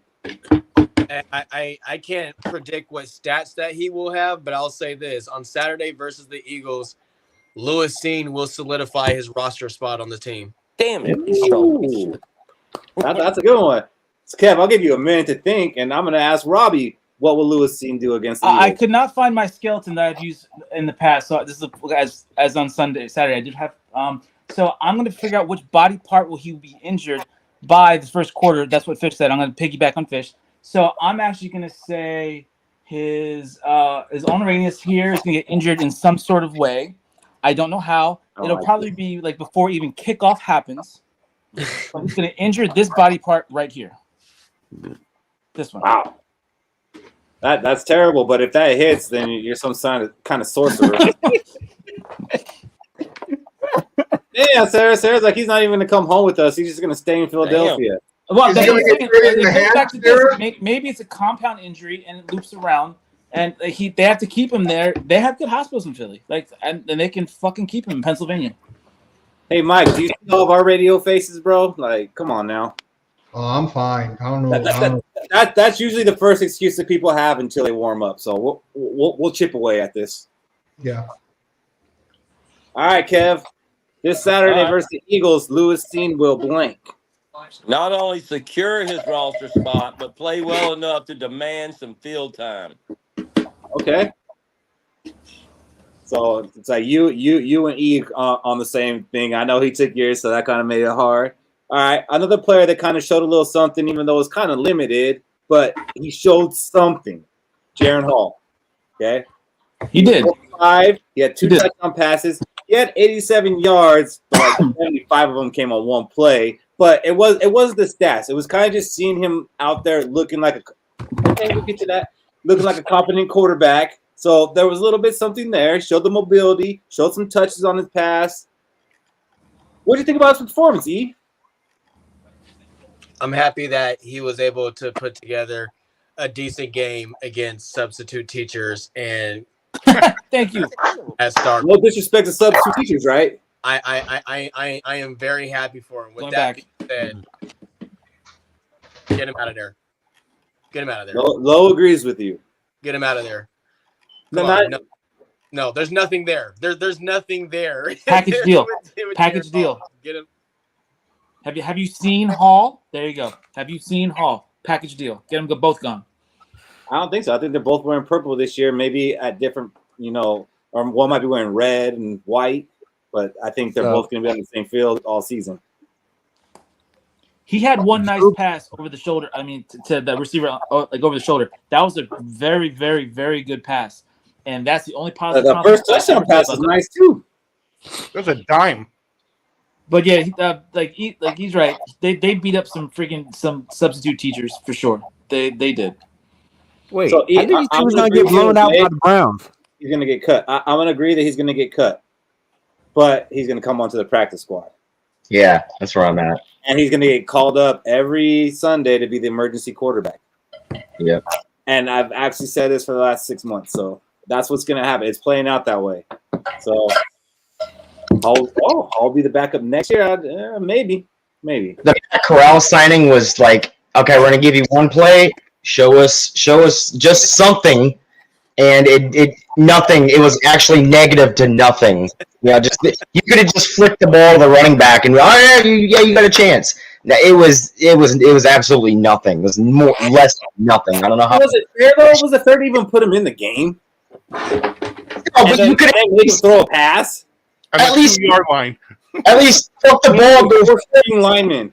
He's like, all right, go out there and run this play. I don't care what you do. He's like, if you got the Rodgers, you got a chance. I gave you a shot. Go back to the XFL. The game was over. Yeah. So I think they signed Corral the same reason they signed the guy last year from UFL, because they're not going to play Mullins and Darnold this week, and they have to have somebody to play besides Hall. I bet if Matt Corral would have kneeled the ball, he probably would have gained an extra week. Nobody in that situation is going to nail the ball. He's thinking, all right, this is my one chance. There you go. Smart. You used your head there. Don't run backwards. Look at Hall is 2 years into a system. He'll be 3 years into the system next year. He is a perpetual clipboard carrying backup, and they're grooming him for that. He's on a rookie contract. He ain't going to get paid $3, $4, $5, $10 million. I see the guy having a shot at actually being the backup next year.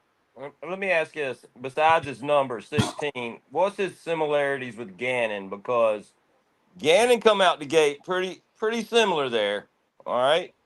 And let's see. He was an MVP of the freaking league at one point. Yeah, he also I don't think Gannon was 25 his rookie year. Say that again?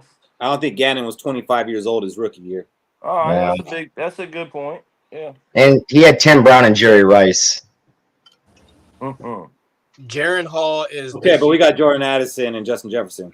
Yeah, Hall could do it. I think Sarah's right though. I think he's our backup next year.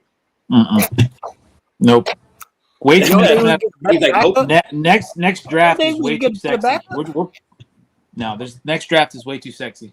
We have 4 picks, bro. Yeah, we're not drafting. Take 2 quarterbacks instead of 4. We're drafting 4 cornerbacks next year. Jesus Christ.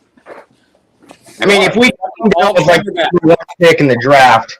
Because you know what? We can't run Flores' defense with the cornerbacks we have. He wants to have man coverage, and we cannot do that. McLaughlin's looking really fucking good. McLaughlin is not a man coverage, though. He's a good zone. I'm just saying. And he's a UDF.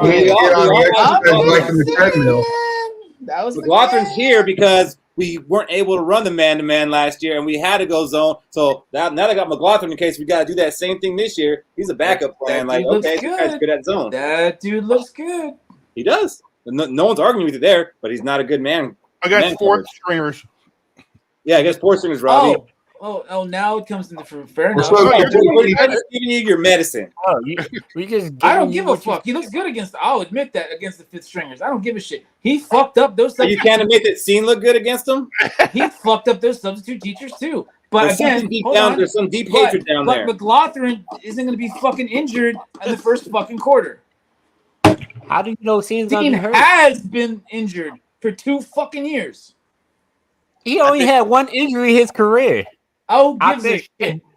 He only had 1 injury, and now he has 3 tackles. Fuck him. Get him out of here. This is stemming from the fact that he clearly went to Georgia, and Robbie's an Alabama guy. So because the quarterback, wait, whoa, wait. I love this. Like, so the quarterback that I want badly next year is Beck, and he helped me out. Where does Beck play? Thank you. And he beat the fuck out of Alabama. He plays to Stetson Bennett, where he plays. Twice. You know who else beat Alabama? Ewers. You want Ewers? Fuck you. He also beat Alabama. All of Ewers' weapons are drafted and gone. I think a lot of quarterbacks are going to be bad. Texas is going to look like shit next year. They won't be top 10 after week 3. Fuck them. All right. So last week we talked about players that we wanted to highlight from the first preseason game. And I want to just kind of go through the same thing. Shaq, update me on your player last week and who'd you notice this week? Well, the starting quarterback, KOC was like, we've seen enough. We can't get you hurt. It's do or die time. So he sat Sam Darnold down. And since Lindy's not here, I'm going to talk about a player we talked about last week, Tristan Jackson. The growth from that boy, I don't know if it's Keenan McCardle or Tristan Jackson, but that's another receiver we have that could, play all positions, the X, Y, and Z, and move around, and we don't have to depend on him. If I say Powell get hurt, or if he could replace Naylor, if Naylor get hurt, so it's just comfortability knowing we got depth at the receiver, and he's actually a quality receiver. I'm not saying he's going to be J.J. Addison out there, but, a solid third option, kind of like how K.J. Osmond was for us. And he'd be our wide receiver 4. So you're saying wide receiver 4. Do you think there's a chance that maybe he opens up ahead of Jalen Naylor, or Jalen Naylor's been too good that Tristan Jackson's performance is not knocking him off? So the thing Naylor provides is I feel like he's more of a deep threat, and he provides a deep threat ability to him, as versus Tristan Jackson, who's more of he's route runner, and he gets more position catches. Even though he had that one good deep catch in the preseason, the first game from JJ, it's just more so Naylor is that. Everybody's talking about Naylor being that top guy who could, show something, and he might be our best wide receiver 3 since what we expected from KJ Osborne. But Naylor's been hurt, so we never really got to see him play meaningful games. All right. So Cody, who stood out for you? Or you can piggyback off the Jalen Naylor talk because I know he was your man, and Shaq kind of touched on it. I like what Shaq said about Tristan Jackson is route running. I think KOC in the wide receiver 3 spot he's divvying it up to what he wants to run. So you got the speedy Naylor, right? So he can throw Naylor if he wants Naylor to go for that deep cross or that deep route, right? Then if he wants to like a little scat back action, he throws Powell on there at Sherfield. And then if he wants the route running, the Chris route running on third down, he throws in Tristan Jackson or something like that. And I can see how that's building on the offense. Like the wide receiver 3, we don't have a wide receiver 3. We have a committee for wide receiver 3. That's an interesting take. Yeah, I think that's where he's going with it. But I wasn't here last week. It was the wife's birthday. I took her out to Newfound Glory. I was bleeding my ears out. It was good. It was a good time. But this week, no, I was kidding. It was a pretty good show. This week, I'm going to go with Robbie's guy, the Alabama kicker. Dude has yet to miss himself. Like every kicker we got, and we don't blame them for them getting blocked. We blame them for missing the field goal kick themselves. Like Gary Anderson, wide right, or Carlson missing against the Packers. Blair Walsh missing Seattle. Will Reichard hasn't missed by himself, as a kicker, he hasn't missed. Nothing was his fault. And to see him go 8 for 8 in practice this week already, and then hitting 2, and then clutch game, Will Reichard, man. I think Will Reichard's going to be the best kicker in Vikings history. Oh, thank you, sir. See, there's a lot of praise, and that's scaring me. And Daniel Carlson arguably had a better preseason than Reichard's been having. Like, yeah, we don't get over his head. How's that? Riker's perfect. So is Carlson, but Carlson was actually nailing like 50 yarders. Arbery having a better season than our kicker. Yeah, well, okay. That was a rookie. I was trying to compare rookie to rookie here. Hey, and we ended up cutting that guy. Riker better break a record. He better break a record. We spent the draft pick on him. I want to see a record broken. I making a touchdown after scoring a touchdown. We don't have to keep your eyes glued to the screen for a point after attempt. Oh yeah, that's hopefully. Hopefully, we're guaranteed 3 points if we make it to the 40-yard line. Hopefully, you're throwing hexes and curses tonight, Robbie. No, I haven't. That was that's not a kicker. That's the kicker. We drafted not a kicker. We drafted the kicker. Yeah, how far is the extra point? I think I'm so excited about a kicker. So am I. Since Evan McPherson, and that dude just got paid. We have the Brian Bosworth the fucking kicker in terms of flashiness, but this one will actually follow through. All right, Fish. So who was your guy from week 1, and who was your guy from week 2? Let's hear. All right, so Walter Rouse is the guy I focused on last week. And this week I'm just going to kind of follow up. He sort of validated what I said last week. Last week I said he played right tackle in the beginning and he looked really good, but then when they switched him over to left tackle, he did not look that great. And they played him at left tackle this week, and he did not look that great. A positive note, one of the knocks on him that actually made him fall in the draft was his athleticism, specifically when he tries to pull.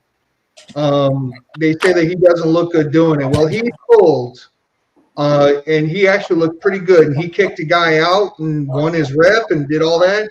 He looked good doing it. He looked stable. But I will say that on the second pass play of the game, number 57 from Cleveland got a bend on him and almost got to the quarterback. And then a little bit later, I think it was on our second drive, 57 bull rushed him and actually turned him and put him down to his knees. So left tackle ain't the spot for Rouse. He needs to be a right tackle. And he might be able to grow into a left tackle, but he ain't nowhere near that now.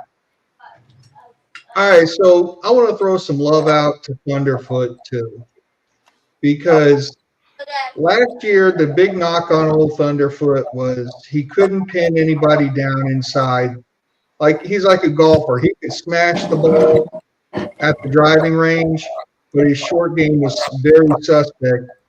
And so I know it's a very small sample size, but in the first half of this weekend's game, he booted a 58-yarder down to the 9-yard line. They got a 7-yard return, and they were pinned inside the 20 at the 16. So all you can ask for from a punter, right? So then his second punt was actually what was giving him trouble. And He had a 40-yard kick, fair catch at the 6-yard line. And that's something he wasn't able to do last year. And it was beautiful. He didn't outkick coverage. It was time perfect. So if he can follow, the front foot is going to be a Pro Bowl punter this year. All right, yeah, no, he's definitely looked a lot better than he looked during last season. I think we were all high on him his first season, and then last year it's kind of mid. But I think they brought in Vernon for some competition, and maybe that got him to get his shit right. Rinaldi, who was your guy week 1 and who was your guy week 2? Yeah, week 1, I kind of put a little bit of heat on Kenny and Nwangu. He had that long run, but I think both Fish and I could have gotten 15, 20 yards through that hole, right? I mean, he scored a touchdown. He's fast. I get it. I wouldn't have housed it, but we would have gotten 15, 20 out of it, I think. And then I absolutely slaughtered the guy for that awful block that he tried to put on. So that dude coming through the hole, man. And really, other than that one long run, he had 4 other runs of like 1 or 2 yards. It really wasn't. There's one great play and a bunch of not so great. He came back this week. It's a redemption story, man. He had vision. I don't think I've ever seen this guy with vision. I was shocked to see that. So he put me in my place, man. I got a little bit more respect for what Kenny can do in that backfield. And I saw him throw 2 blocks that came through. So look, Kenny, redemption, great job. Now, here's the next one. This is this week. You guys are all going to hate this take. Ed Ingram. Ed Ingram. My man. What is this PFF score, Keith? 16-0? It was like 20 this week or 23. It was 16 week 1. Like he's averaging out to like a 20 over the 2 games, which is absolutely horrible according to PFF record. So what did you possibly see that they didn't see? Well, I saw that PFF report, and it made me want to go back and rewatch the game, okay? Now, look, man, my man Ed Ingram he gets a lot of shit and probably should. But here's the thing that I saw. I don't know what his assignments are, so it's pretty easy to look at a guy that misses that may have not had an assignment. We don't know that stuff. I watched every play of the first 2 drives. We scored on both of them. In my opinion, the dude got a hat on every single play. I don't see how that's a 16 PFF score. I think he got beat on one play that he went inside. I think he thought he was handing the guy off to the center. I just don't. However, the thing about Ingram that I think we all don't understand about him is that he's a huge dude. If you ever look at him compared to everybody else, his whole play is to punch guys, not bury them. And I'm not saying that's good or bad. There's positives and negatives to both of those things, but he's a puncher. And if the punch don't work, he's got to make a decision on who to pick up, right? Does he stay with his guy? Does he not? Sometimes he makes that decision the wrong way. I saw him with a hat on just about every play that he had. I didn't see it as a bad thing. I will say one last thing about this. One last thing. There's a reason he played that game as long as he did. Why is that? Coaches are not happy with him, okay? Yep. Obviously. So I'm not going to sit here and say that he's great and look out, this guy's going to be an all-pro this year, because he's not. And he's got a lot to prove. But I don't think he played as bad as people gave the PFF certainly gave him credit for. No, you make a good point, because I did the same thing as you when I saw the PFF grades and people like posting it on Twitter and everything. I was like, all right, let me go back, because he only played like 25 snaps, something like that. Like, I'm gonna go watch every snap, and he only got beat once, maybe twice, and one of them was on a stunt and miscommunication where it wasn't totally on him. He didn't even get credited with the pressure. Every other thing, like, he did his job, and like this was like kind of the final straw for me with PFF. Because I've always kind of defended them a little bit and said, you know what? Yeah, it's not gospel, but they do offer, they're scoring. Like, someone's doing this. This is their job. And they don't do their job very good. Like Shaq has said before, PFF is good for, like, the stats, in-depth stats, but their scores, you just can't even look at those things. You really can't. So I'm going to agree with you on there. He looked a lot better than his score indicated. you bottom three. I'm gonna get to you next. I'm gonna let you weigh in on this. I know this is probably a little boring for you guys, but my guy from the first week was Bo Richter, and I had very high expectations from this game. I'm gonna be honest, he let me down a little bit. I saw him get handled a little bit by the tackle, but as soon as I was about to be out on him, he comes through with a sack. So I was like, okay, the guy's here, and then I saw him get a couple pressures. All right, he's good, but maybe I need to tone down the JJ Watt talk. Okay, so I'm very happy with him. I think he makes the roster because if we try to sneak him to the practice squad, it's not happening. So I think he's making the 53. Do I think he's going to play a lot this season? No. It's going to be like I said earlier. It's like Jackie Roy. Like he made the team, but he didn't play a lot. He might get in, a few snaps here and there just, to see what we got going on. But I think he's making his team. This week, the guy that stood out to me was McLaughlin. Okay. When we first signed him as a UDFA, I had to go back. I knew nothing about him, so I had to go watch some film. And when I was watching it, it really reminded me of when I was watching Kyrie Jackson film. Now, Kyrie Jackson moved a little better. He's more shifty. Kyrie Jackson was better. But he was similar to him. Remind me of him. They got the same build, the same play style. So I think that kind of helps him out. The interception was awesome. It should have been a pick six, though. Okay. But for everything that he did good, the man is slow. The quarterback got knocked down when he threw the interception. Helmet came off. He got up, grabbed his helmet, put his helmet on, and chased him down and made the tackle. And even if he didn't, I think he would have ran out of bounds if nobody was chasing him because he was just gassed. So that's definitely going to have to be worked on. But the guy has great football instincts. So for the stuff that he doesn't do athletically, he makes up for it with instincts, which is why I say he's going to work out when we have to play zone defense because the man coverage isn't working. He's not going to be a great man coverage guy. He's not sticky like that. But in the zone coverage, he can read that quarterback. He has great instincts, and that's how he made that interception. So I think he has a great chance to make the team. Gilmore might have hurt that a little bit. But again, if they try to sneak him onto the practice squad, I don't think it's happening. All right. I think he makes the team just because the instinct part. Like, I don't care if he runs the ball for a touchdown after a pick. I just care about the pick. The ball switch possessions. That's all I care about. I would agree with that. And I think one thing about that return, though, I've been talking about, playing in the preseason games to get into game shape, and those are different. And if I could pick a better illustration of the difference between not being in game shape and being in game shape, that was it, gassing out on returning an interception. He's not in game shape. All right. Hey, Mike, sorry, I don't know why that happened. I'll have to look into that because I have asked you to post stuff on the page, so I'll look into that. I didn't take your stuff down, so I'll look into it. Sorry if that happened. E, what did you see from preseason? Do you agree with anything that I said, or do you argue, or did you see something different? No, I mean, the one person I've been really keeping my eye on because I made a post about him, so I'm invested in his success is Kane. I really think that he has the ability and the potential to really challenge Ty for that RB2. I really, really do because of his big play potential. He's faster than Ty. I think Ty's a more polished runner because he was good at North Carolina too. But like to Renati's point, he busted a really good run in that first game, and in that second game, I think one of you guys said it, if I'm not mistaken, was like he looked more like a running back than I've ever seen him look. We know that he's always been good on special teams, but we finally got to see his vision and his prowess as an actual runner. So I want to see him continue to build on that because I think that we have some. I'm not saying he's going to be a star, but I think he can be a really good RB2 for us and a change of pace running back.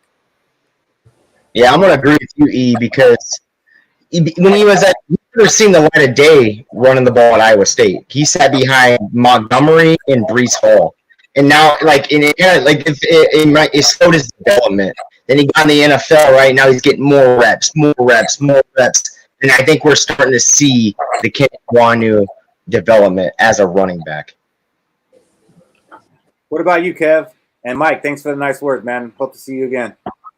Well, I'm kind of surprised nobody's mentioned this. If the question is going into last week, who's your player? And then after this week, it's got to be Nick Mullins. It has to be. Because if you look at what we went into last week with JJ's injury and then Darnold's uncertainty, Nick Mullins has to be looked at. and he had some good moments there on a couple third downs, and that touchdown throw to Jackson was a really good ball. Look, I know Mullins ain't for everybody, but look, the guy shows some things. I like Mullins. He's your backup quarterback now, so he's kind of important. I like Mullins as a backup quarterback. I think he's one of the best backups in the league. Yes, Robbie, you raising your hand. No, I was fanning Fish because he's gloating, and I can appreciate the gloat. I mean, he's getting close, right? It is. Scary close. It's sad. It's so sad. I agree with you though about McLaughlin. Like that dude needs some Ozempic or some shit, because there's no way that a corner should be freaking ran down by a fucking quarterback that had time to do his taxes, complain about the taxes, fucking like tie his shoes, catch his ass. He looked gassed like I've never seen somebody look gassed before. Like he was probably doing the Fatty McGee from like the old Adam Sandler. Like as he was passing the 20, somebody probably had fucking defibrillators on him and shit. He looked, and that's my guy. That's the guy I like a lot. But I was like, oh bro, oh shit, like oh fuck, is he down? Oh, like I was embarrassed for being a was embarrassed. Like, way to go, guy. But he'll get there. He will definitely get there. I don't think that he should be a third string. No, definitely a second. I think he should be on the second team, and get him some Ozempic. I'm sure he can afford it. He'll get there. And as for my first week watch, I have nothing to compare to because he's currently injured. Yeah. Who was that? Oh, yeah. All right, guys. So once again, we're going to go live. We're going to watch the game on Saturday. It starts at 1 p.m. Eastern, where we're playing the Eagles. And so let's kind of take it around the horn. Let me start with you, David. Who are you going to be watching for in that game? Man, it's going to be so deep back. I mean, I got to go Lewis Cine. I'm rooting for the guy. I hate to say it. I'm rooting for the guy. I want to see him play the way he did last week. And if he does, I'm going to be kind of excited for him. Look, you can want to kick him off the team all you want. I have a hard time rooting against a 22, 23-year-old guy trying to live his dream out. So, whether it's in the Vikings or somewhere else, I'm rooting for Lewis Cine. I want to see him have a good game and have at it, because the game don't mean shit to me otherwise. You know what, David? I'm with you too. I'm pulling for him too, to get the fuck out of here. Yeah, really? Well, the thing is all right, I'm going to look at this as a positive. I want him to play well. It can't do anything but be a positive for us, right? Either he plays well, he makes the roster, or he plays well and he gives us a little bit more trade value. I mean, something. I want him to be successful too. What about you, Cody? Who are you looking for on Saturday? So I'm going to be looking at guy we just talked about, Ed Ingram. I'm looking at Ed Ingram because that position has always been a Band-Aid for us for the past 15 years. I don't know. We're calling him like, PFF got him here. But what I see on here, maybe we're just used to watching terrible guard play, and we finally saw bad guard play. Like it's stuff up above terrible, and we're like, oh, it didn't work out. And like, I need to see more from Ed Ingram, a third-round pick. I need to see. Can we get the fucking Band-Aid off that position? Can we have no shit solidified starter in this league at that position? That's all I want to see. To show me something good. I agree with you there. See, I always equate that to like Jordan Love, right? I keep saying, yeah, he's not going to be bad. He's going to be good. But the Packers fans are going to realize the difference between Hall of Fame and good. Yeah. Yeah. Shaq, who you looking for on Saturday? I was gonna go Lewis Cine since Ronaldo said it, but I'll go with another player. Speaking of offensive line, I'm looking forward to seeing Jurgens. He cannot have another bad preseason game. He needs to play to make practice squad at this point. Hey, Sam Hartman left Wake Forest for a reason. I'm going to tell you that right now. Hey, easy. Say it one more time. This is a Codyism. I'm saying though, like, you think Jurgens play is like, there's no way he could be this bad. It's not just bad footwork. He's getting hit left and right. Well, He has Wake some Forest plays where got he a actually solid not getting. program. He's not on the butt. He's not getting put on his ass. But Jesus, man, That's our it's second the stringer. NFL. You're on the trenches. it's an important game. It's an important game because now with Najee going to IR, there's going to be one more person to make this 53 that wasn't going to make it. So I And think let me it's say important. something to Cody. Wake Forest would wipe the board with South Dakota State. Whatever y'all's That's wipe the board with them. With who? I'm from Iowa. Well, whatever. Keep talking shit about Wake Forest. My fucking team. He said that Sam Hartman left because of Juergens. Juergens was the center. Right?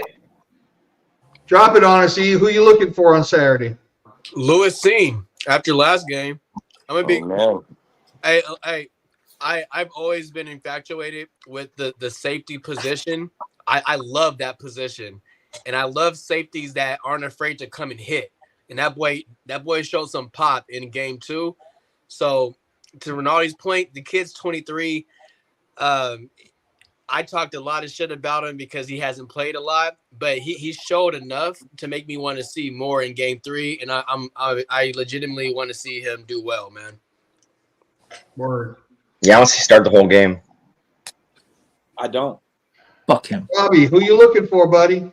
I'm gonna do half and half. I want Seen to fail miserably and fucking just get the hell out of the stadium. I do. All right. On a happy I don't note, see how it's positive in any way for the Vikings. on an upswing, he all right. So he won't get injured on day fucking 1 of week 1. We can make preparations now because the shitbird can get the fuck out of here. Now, I'm gonna stick with my guy that I usually were slightly infatuated with, and that's McLaughlin because he is our Ivan Pace of the year this year. And God, please, I really hope. You know he's from LSU, right? Pick 6. No, he does come from one of those schools, very close to Louisiana. You are correct, but not in Louisiana or of that state. I just really hope he embarrasses us less. The dude played well. He played well. He played very well. I just would like less embarrassment. That pick 6 is still lingering bad. I'm obsessing about it.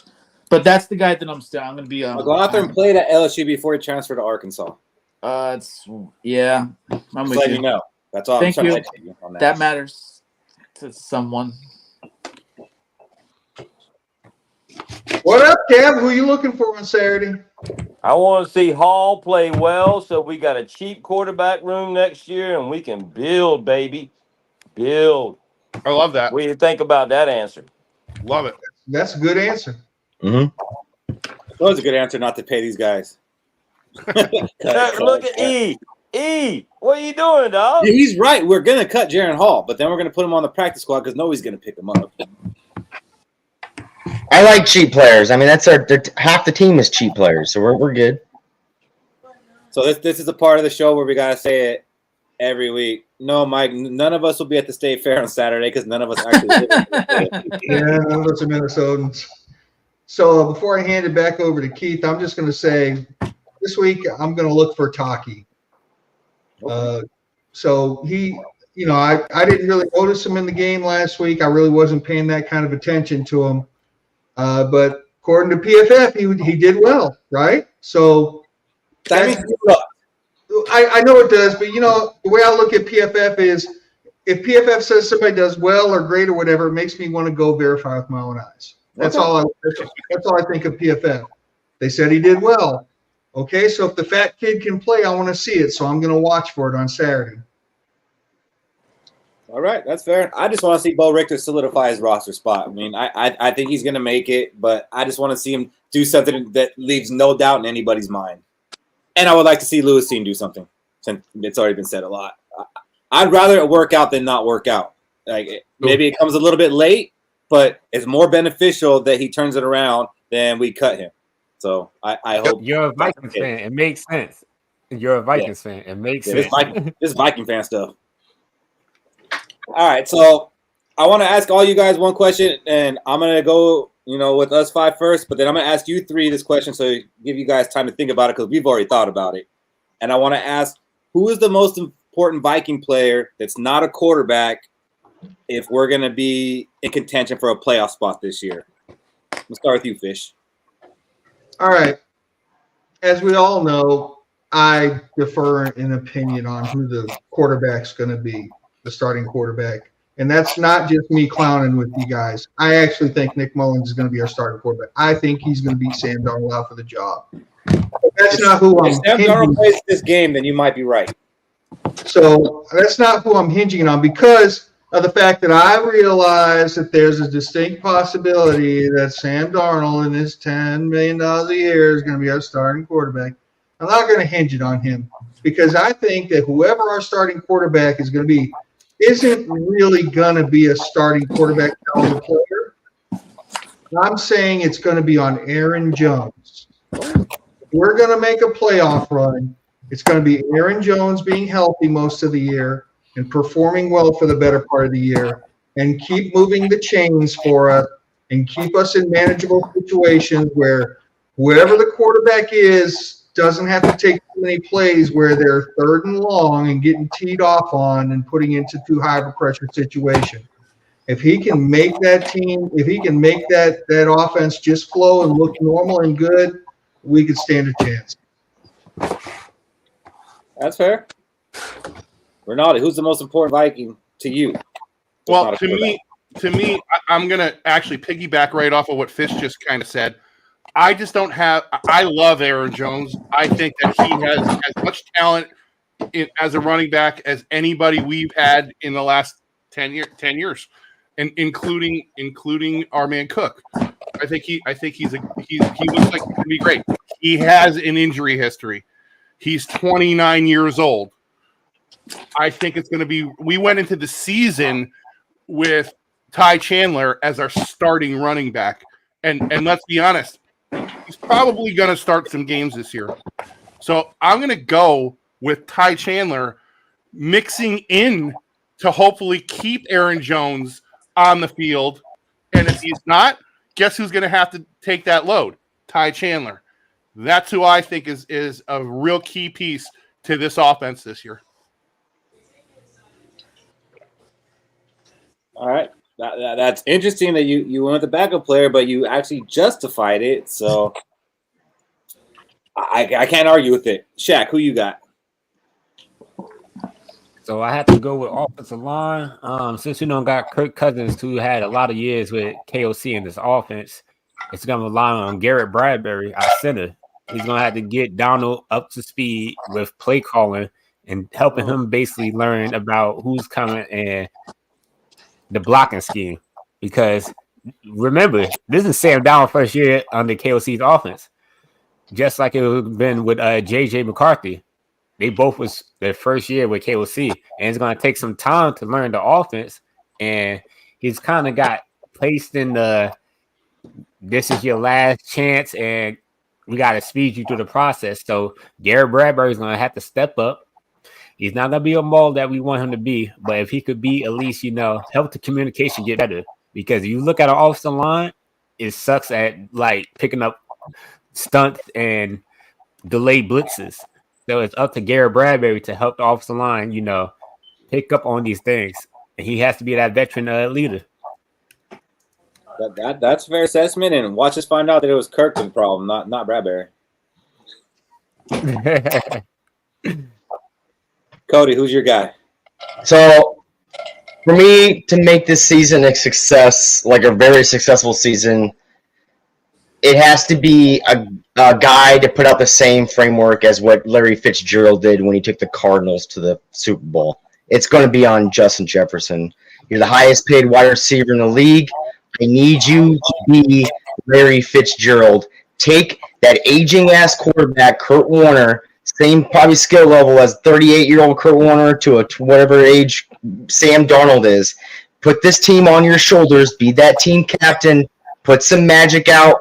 Get us to the playoffs. And then somehow have the greatest postseason next to Larry Fitzgerald in the postseason and get us all the way there. I think to make this season successful, JJ needs to be JJ 2K and just puts off the greatest season he has ever put off, or any wide receiver has ever put off we've seen in history. That's a fair take, but I got to ask you, how possible do you think that is given our quarterback situation, and how early would you take him in fantasy? I'm taking him I will take him as early as the second pick in the fantasy. If I had the first pick, I'm going McCaffrey all day. That's a no-brainer. You get two for one. But I'm picking Justin Jefferson. Right now they got CeeDee Lamb in fantasy going 2 overall. CeeDee Lamb's don't have a contract. He might be sitting. So I'm going JJ. And I'm taking JJ just because it's a revenge year. He was injured all year. We saw him in that Lions game where he basically recovered a fumble when he was 40 yards down the field against the Lions. Like he's learning how to put this team on his shoulders. I think he did it in 2022 with Kirk, and I think he's going to do it this year in 2024. So you think JJ's quarterback proof? Like it doesn't matter who the quarterback is. He showed it with Nick Mullins. But Nick Mullins is good. Cody, would you take Sam Darnold in fantasy based on that? No, I'm not picking Sam Darnold in fantasy. Because every touchdown is 6 points, every interception is -6 points. So I'm not taking Sam Darnold. That's fair. So my guy's the guy we just signed, and that's Stephon Gilmore. Like I think he's going to be really important, and his success is going to hinge our success. Like if he can come in and he could be a quality cornerback and help us not give up 30 points a game, like that's going to be important. Like cornerback is probably our weakest position, and we got a little bit stronger. Or did we? Like, it has to turn out to be that case. So if he can come in there and be a good cornerback and take out the team's number 2 receiver, I'm not even going to say he has to be locking down the number 1 guy. He might be a little bit too old for that. But if he can lock down the number 2 guy, then I'm cool with that. On occasion, he's going to have to line up against that number 1. But I don't know that I want to see him against neighbors. So to me, his performance is going to be super important to the success because I really do like our defense. It's there's a lot of we don't know, but I'm confident in those. Like I think they're gonna work out, but the cornerback position scares me, and that can make it all go to shit. So if he can make the quarterback room respectable and decent, I think we're gonna have a good defense, and our offense is gonna be awesome, and that's what's gonna help us get to the playoffs. Now, E, it's on you, and you could take somebody that we've already said, or you could say somebody else. So I'm gonna say this. I'm gonna go because of our quarterback situation, right? And because it's so much is gonna be required of JJ. I am personally gonna go with the only other person on our team who's top 3 at his position in the entire NFL, Darrisaw. 100%. Christian Darrisaw. That left tackle position is going to be critical in this offense with those quarterbacks. Absolutely. You got to protect the blind side. And if that guy goes down, it's a fucking wrap for those quarterbacks that we have. I know Shaq said Bradbury. Christian Darrisaw is the most important person on this team, period, outside of Justin Jefferson. So we're going to need him to play a damn good role on that and protecting those quarterbacks. And I think if he does do that and he does it well, that opens up that man, Sam Darnold, to deliver some beautiful balls to our guy, Justin Jefferson. But if it doesn't, I'm talking about if he goes, we will lose every game that he doesn't start. So, and I know that he has an injury history, but he's the most important person on that team outside of Justin Jefferson. Top 3 left tackle in the NFL. That's actually a real good take. He's never made a Pro Bowl, so I don't know if we can call him top 3 in the NFL. Top 3. I don't know if we can say it, but in my heart. All right, Robbie. Who's the most important Viking for the Vikings to make the playoffs this year, Robbie? Anybody want to guess? You want to take a guess? I know, right? I have zero faith in our 3rd and short, and I have even less faith in our red zone offense. I just don't. Like the last 2 years, it's just cringeworthy friggin' meandering. And I'm sick of seeing that shit. So I have to go with the guy that's going to score us the most amount of fucking points this year. That's our kicker. Well, Rick, it's just I'm sorry. I believe that is our linchpin this year. It's because I think our defense is going to kick ass, give us back the ball. We're going to make one first fucking down, and we're going to end up on the 40-yard line constantly, or the 30-yard line constantly, or the 25 constantly. All of our scores are going to be freaking multiples of 3, and that's not because we have freaking multiples of 7 on the board. All right. No, and it's fair. I mean, we all knew who you were going to take, but it's a fair assessment. I mean, if we can make all those extra points, that'd be a bonus from what we've been experiencing. So, and if we can be, I mean, honestly, Joseph wasn't bad from like 45 and longer. It was just like when he was closer when he would miss and the extra points. But if this guy could, give us confidence, like it's a 52-yarder, and we're like, all right, he can make this. Like, that'd be a big deal. I'm walking away. I don't need to stay. Like y'all can. I'm gonna walk away, go have a fucking beer, and come back and know he's kicking off into that stupid ass friggin' whatever that shit is now. The friggin' the cornhole kickoff bullshit. The cornhole off. We shall see. I mean, as a side note, Joseph's doing terrible in Green Bay, from what I heard. Yeah. But yeah, and they should cut him because in my experience, you shouldn't cut a Carlson. No. Right. I know somebody mentioned McPherson earlier, and I just want to go back to that. A couple of years ago, I want that McPherson style kicker where in the AFC Championship game, he's called on to kick to win the game, and he says, we're going to the Super Bowl before he heads out there. And that's what I want. Where he didn't go in with his team at halftime during the Super Bowl because he wanted to stay out there and watch Dre snooping and all that. He took it in. He that was great. He's like, I'm a kicker. He's like, what's he going to tell me right now? Yeah. When he stayed out for the Super Bowl halftime, I was just like, I love this guy. Well, as long as they tell him how good of a person he is, because he doesn't come from that fucking tough ass background. All right. Did we get everybody? I think so. Everybody. Kevin left. Kevin did. We bored Kevin. That happens sometimes. Say we're not talking gangster enough. I'm about to bounce too, guys. No, you're not. No, you're not. No, Wait, you're not. what are we doing? No, you're not. To put it on record. Okay, now you can. The hot takes, baby. Oh shit. Okay, I can stick around for that. So we're gonna do the hot takes, and since Edie, you're gonna have to leave us. It sounds like I'm gonna let you go first. So here's the hot takes. What do you got, E? 2 touchdowns for my guy Kane. Let's go. Okay. It didn't have to be preseason, but you're saying it. It's taking it. Wait, are you saying 2 touchdowns this preseason game or 2 touchdowns this season? 2 touchdowns this preseason. We're doing preseason hot cold takes or the season? No, just Viking hot takes.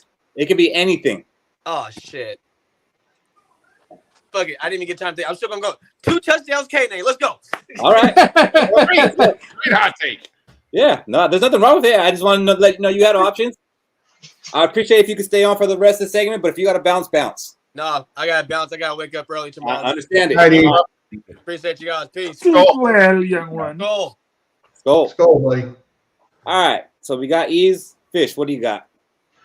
I'm going to piggyback on that. I'm going to give a Kenny a take 2. In the regular season, Kenny will have at least one game where he rushes for over 100 yards.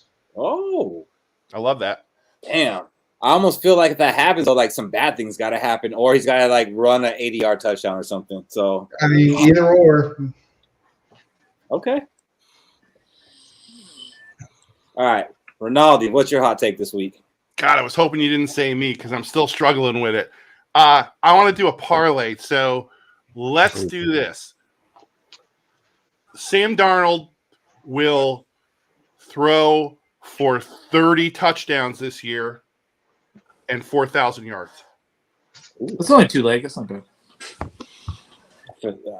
4,000. Sam Darnold. That's a bold take. Hot take segment, man. It's a hot take segment. How many interceptions? 16. That's fair though. That's actually. I mean, that's like a Kirk Cousins season. Yeah. Okay. That's not that many yards a game. I mean, that's under like 250. It's like 230. Right. There's not a lot of quarterbacks that are throwing 4,000 a season though. Even though it's only that. I much. mean, if you're constantly throwing, I'm just saying, it's not happening. I don't think we're constantly throwing this year. I think we're going to run more than people expect us to. I think because of last year. But last year we had Kirk Cousins. So obviously we're going to throw the ball. I think this year we're going to be dependent on the run. And Cody would say we should have been dependent on it last year. Yeah. And with that, Cody, what's your hot take? So my hot take will be Justin Jefferson putting his team on his shoulders, 2,000 yards receiving. Breaks Calvin Johnson's record. That's that whole JJ2K you got under your name. Mm-hmm. All right. What do you got, Shaq? I'm gonna take it on the defensive side. I'm gonna say Harrison Smith will have at least 4 sacks this season. That's crazy.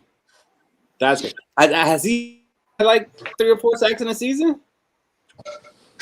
Probably not. I'm sorry. I didn't mean to put you on the spot there. I'm just kind of like, that sounds like a lot for a safety, but They're all going to come in one game. Hey, can I do a timeout real quick? Just did. What kind of timeout? Jaron Hall is going to start the final preseason game. It just came out. That actually makes sense, though. That's why I think they signed Corral, because Jaron Hall's going to play the first half. He's going to play the second half when it doesn't matter anymore. Like, they weren't going to play Mullins or Darnold because that's their number 1 and number 2. Which is on the order, but that's going to be the number 1 and number 2. Mm-hmm. It makes it a little less exciting to watch, but it's the right call. Yep. What's going to make it more exciting to watch is right here. Yes, because we will be live during that thing. So yeah, answer your question. The most he had is 3. In the season. So he's going out the bang. He's going to get his career high in sacks. I'm not against it because the defense that we play, he blitzed more than he ever did last year. He just wasn't getting there. So maybe this season he gets there. I mean, now he knows he's playing this last season. Like, he's going to go all out. So I have no doubt that he could reach that because he will have the opportunity to get it. All right, Robbie, what's your hot take? Shaq, I'm going to actually side with you for this season. I honestly did not realize Sam Darnold was a USC quarterback, so I'm going to show you some love this season, and I'm going to jump on his pseudo bandwagon with you. Just because of that, I would expect the same for you to show me some love if my guy had the helm. I said that to you earlier. So I think Sam Darnold and his awesomeness is going to lead us to an awesome. By week 7, we will be 4-2, getting our asses curb stomped by both the Texans as well as the Lions. Outside of that, we do well. 4-2. That's impressive. I don't think there's anybody in here that would be upset with that. I think if we were 4-2 after the first 6 games, Cody would start believing. Oh, I didn't say the rest of them. I'm just going to stop there with the positivity. Fair enough. No, that's fine. But I think 4-2 gets Cody back on the other boat. That's what I'm saying. Yeah, we're almost through the gauntlet. I'd be happy with 2 and 4. Hoxton's back. Addison served suspension. I mean, yeah. And maybe my hot take comes to fruition by then. And my hot take is that the Vikings will be playing Wild Card Weekend, and the starting quarterback for that game is not currently on our roster. Whoa. That's a hot take. Don't say that. Wait. I'd rather miss the playoffs. You can't. Are you saying it's AJ McCarthy? Are you generalizing that, or do you have something in mind? No, not really. I think that something's going to happen where they panic and they end up signing somebody, and some magic happens. Mm-hmm. Or Darnold gets us there and he gets fucking injured, and we sign somebody. Oh my god, Robbie, I know your answer. But I'm going to be honest. It's the first one to me. What I said. I'm just saying. There's different avenues to get there, and I think it's going to be maybe we're 2 and 4. We sign somebody. We go 3 and 4. I don't know. I just think we're going to make the playoffs this year, but the guy starting that game is not on our roster right now. I don't have a person in mind. So with JJ McCarthy, if I had to think who it is, and just spit out a name, no, it's not JJ McCarthy. Fish. It's Ryan Tannehill. Yeah. Oh, no. It's gonna be Johnny Football flicking a Marlboro Red off on the field and like putting his helmet on. I'll take a playoff loss. Manziel? Fucking Manziel. I know that's not what you think it is. What I'm saying is, if it happened like that, would that be considered a win? Wait, hold I on. can see Manziel coming in there in a wife beater on a fucking John Deere. I wasn't saying that's who you think it is. I'm saying if it went down like that, would that be considered a W for you? Because he's on IR. JJ. So we need clarification. Yeah. No, fuck that. No, you think it was signing somebody.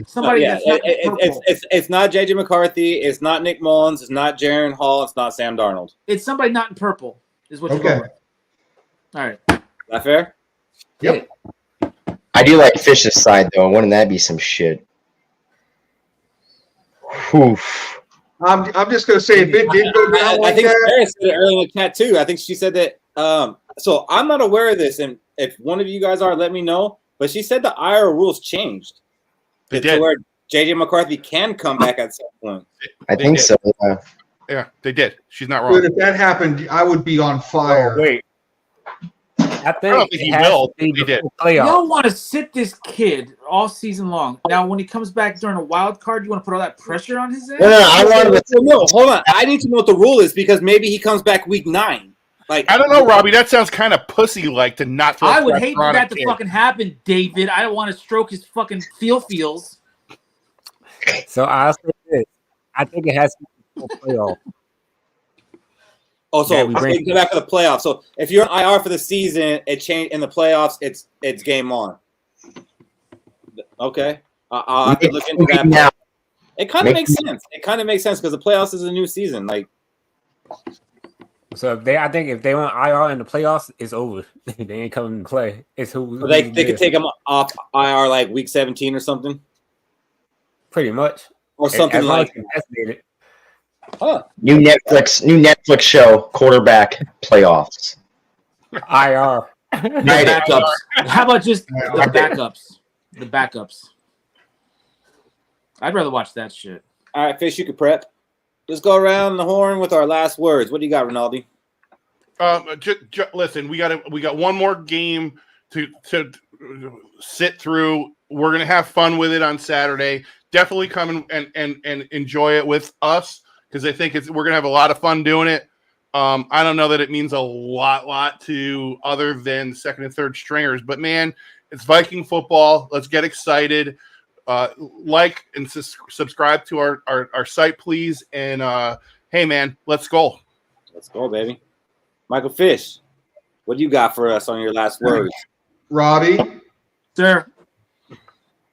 Peter Pan creamy. Dude, I forgot to buy that. I almost bought some today. I swear to God. Peter Pan creamy. Okay. A slice of bologna. I'm with you. Let me get the mustard piss all shook up. Motherfucker.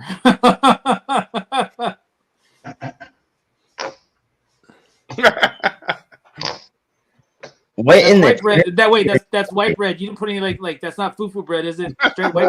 White bread. Oh, Dig it. Thank you. And you're actually enjoying that shit. Favorite sandwich, baby. No, That I'll peanut tell you, butter's been dude, sitting on that bread for 2.5 hours, baby. It's Fish, good. Fish, hold on, Fish. I'll tell you what. If I remember, I'll have one of those on Saturday live. Like I'll eat one. Like I will try to eat one. I'm gonna tell you right now, the bread is harder than hot. I'm gonna try. No. I've seen your pantry. You got all that shit. Not the bologna. The bologna's the only thing I don't have. Okay, that's 99 cents. You can get that by Saturday. That's what I'm saying. No, it's not like trying to get it. It's like trying to remember to get the shit. We'll give you a reminder. Fair enough. On that there's note, doubt in my fucking mind you won't. On that note, what's your last words, Robbie? It's Saturday for a secondary reason. So go Hawkeyes, go Trojans, and roll Tide. Okay. Oh. Okay. That's fair. He must have been. You got reborn, Robbie? Fuck you. You got baptized? Fuck you. Fuck you. You got baptized. What do you got, Shaq? I hope you guys at home enjoyed the show. Make sure you like, comment, and subscribe because it keeps us going and it keeps us motivated. We like giving you guys feedback. And it's the whole reason he created this was to bring Vikings fans together to bitch about our team. And thank Keith for that. Wait, y'all need to bitch a lot more. I feel like another thing really bitches. Robbie, you got to create multiple outlets to bitch. Nah, that's true. So, like, comment, subscribe. We're on YouTube. You can check out Keith on TikTok on Lex Skol. And, just interact with the posts. That's all I got. Cody, last words. Thursday, tomorrow's Friday, start of the weekend. If you're going to go out, be safe. All right, be safe about what you're doing. Have a plan. Pick an Uber. Don't pick your Bentley and park it next to the fucking airport. You bought the ticket as a Vikings fan. Take the ride. All right? That's all you can say. All right? Don't beat your kids. Don't beat your wife. Don't beat your dog. Be safe over the weekend. Have a great time. Let's go. Skol. All right, so we'll be live again on Saturday for the game. So hope to see you 6 that are still on there, and I hope to see some of the 20-something that were here earlier there. Besides that, let's go. Let's go. Baby.